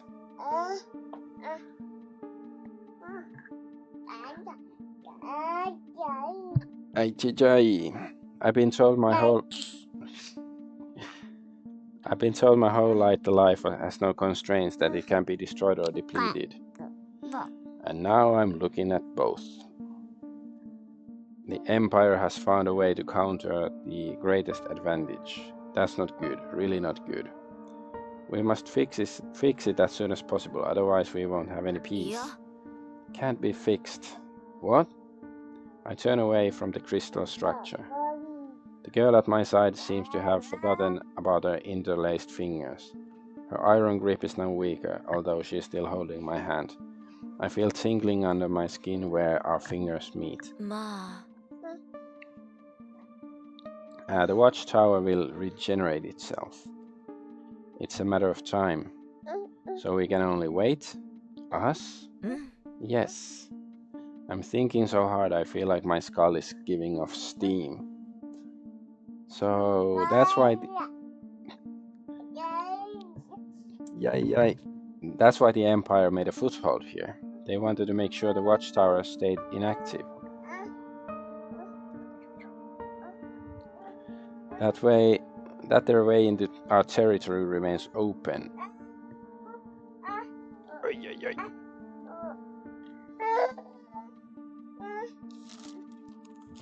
Looks like we thwarted their plans. That's true. Oh.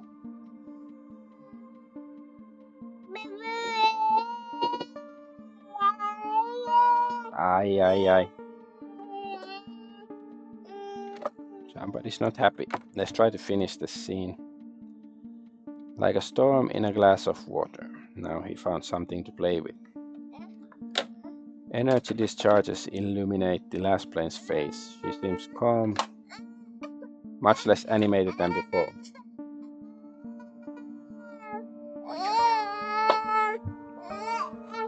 But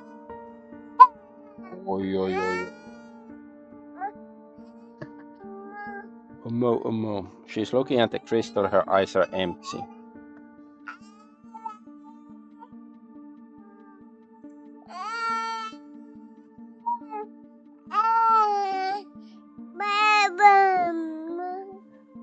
Reflections of the discharges dance in her blue irises. It doesn't explain why the villagers are gone.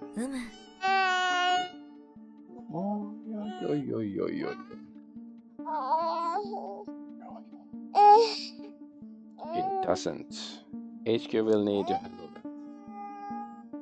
I assure you they will. Are you satisfied with your answers, Walter?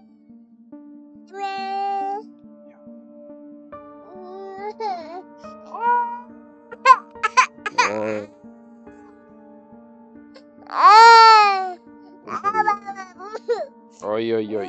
Oi, oi, oi.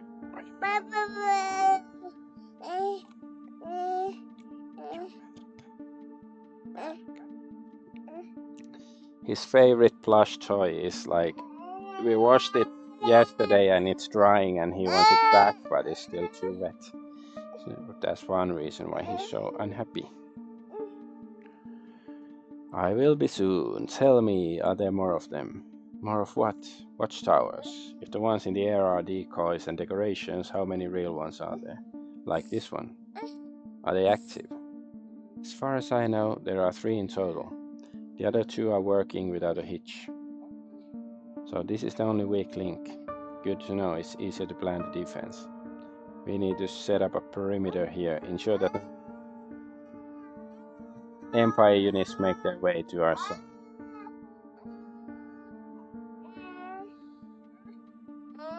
Until the watchtower is fully functional again. Wait, where are the other ones? I know where the second one is, but not the third.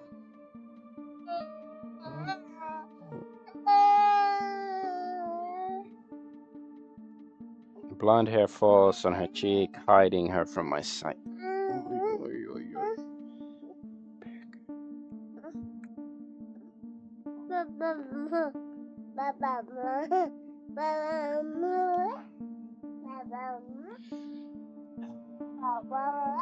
I gave him the drying plush toy for now, but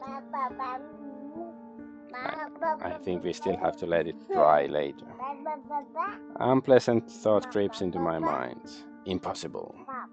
It can't be a coincidence. Where is the other one? Is it in Lunefell? She's quiet for a while. She turns her head to me, but with visible difficulty. The reflections of the energy pulsating in the crystal shine in her irises. In Lunefell. Yeah. So that's why the villages are so important. I feel my world fall apart into tiny bits. At the same time, the scattered pieces of the puzzle I was trying to solve are now connecting. Answers, scraps of the truth are making up the bigger picture. I feel like I was following a road in search of answers, but instead of my destination, I end up at the crossroads every time. Lunefell, a village just like Azuria.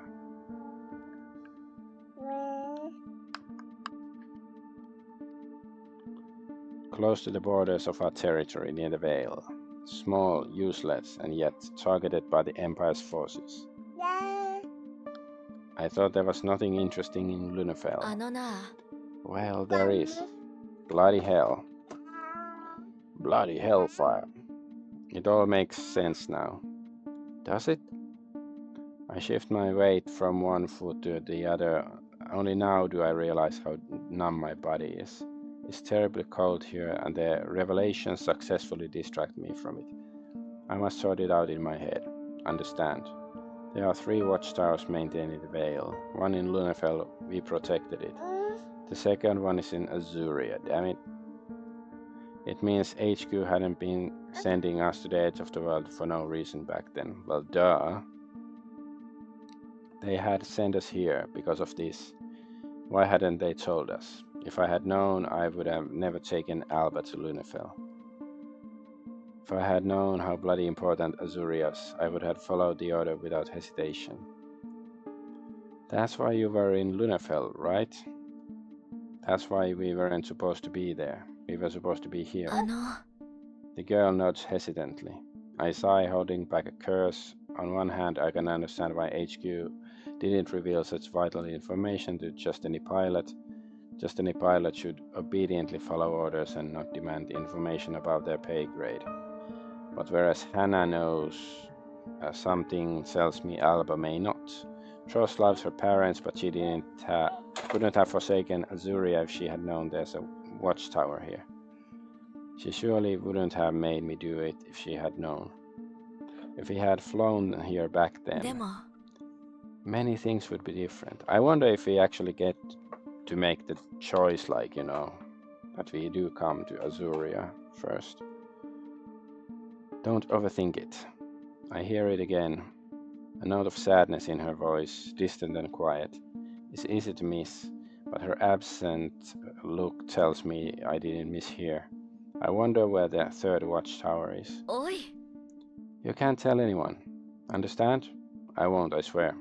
But how do you know? It's just my fate. She lifts her free hand towards the crystal. Although it ignores me, as soon as the Lassplane's fingers brush its surface, sparks of energy jump inside, whatever. Its glow is intensifying. Small discharges smolder near the surface as if trying to touch the girl. She's watching with no trace of emotions in her cool gaze. Here her eyes seem like dark steel. Lassplane's main duty is to protect the watchtowers.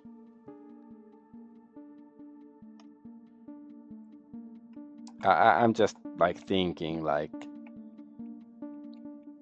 her fear and stuff, because now there's the the watchtower stuff, but we went inside the house and something weird happened, and the people have disappeared, so clearly there's still something else going on. That's what we are here for, to keep the veil up, separating the kingdom from the rest of the world.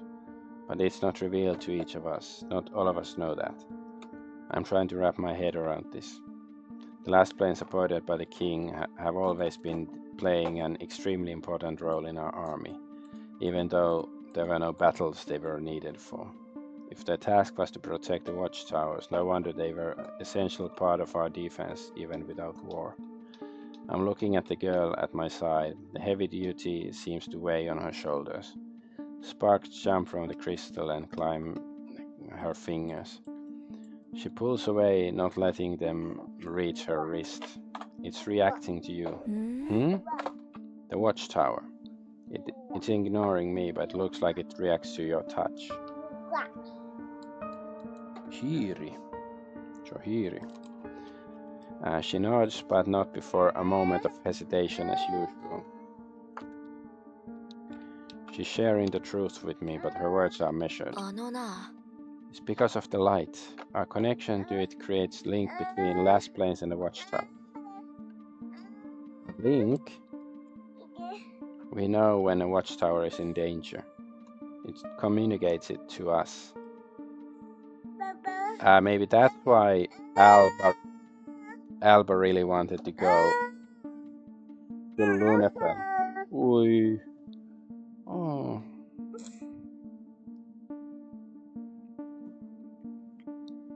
I freeze remembering my conversation with Alba in the middle of the night. She was trying to get to Lunefell so desperately. Yeah. She said she felt something was wrong. How much of it was the fear for parents? How much was the connection to the watchtower? Maybe her parents are a watchtower. Could she tell the two apart? I remember her tearful gaze and fear on her face.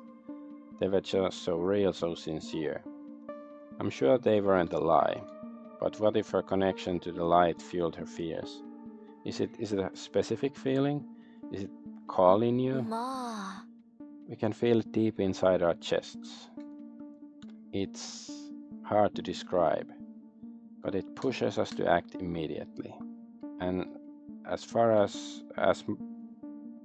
how much we understand this sensation is different for every Lassplane.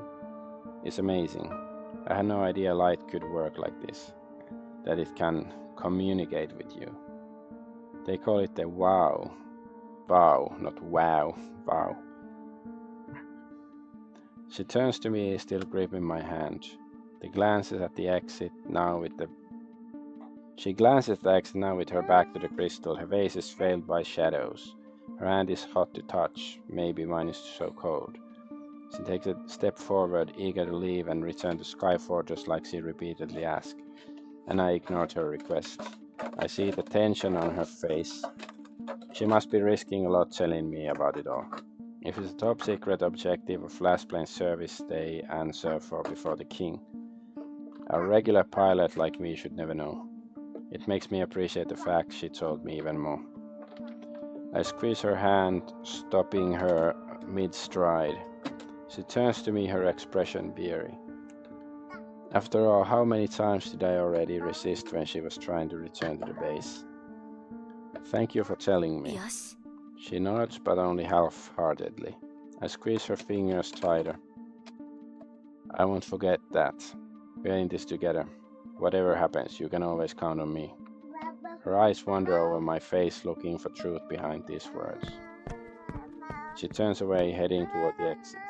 This time I don't resist and follow, still holding her hand. As soon as my foot touches the first step of the staircase, a quiet murmur reaches me from behind.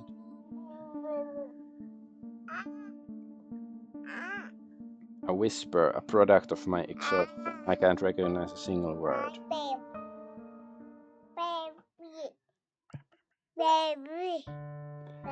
Chapter 4, Behind the Veil. Does it mean we attack the Empire? Our return from Asuria blended into one chaotic scene. But I guess that's my cue, because there's somebody babbling next to me who wants attention and presumably some food. But yeah, there was, I don't know, quite a lot of exposition and stuff going on today, and it's quite interesting. But like, you know, I think the shooting scenes, they're fine, and I wish they were a bit more frequent, but I'd also like them to have more, you know, progression or something. Maybe I'm being spoiled by modernity. But anyway, I am Adventure Argonaut. I thank you for watching, and bye bye!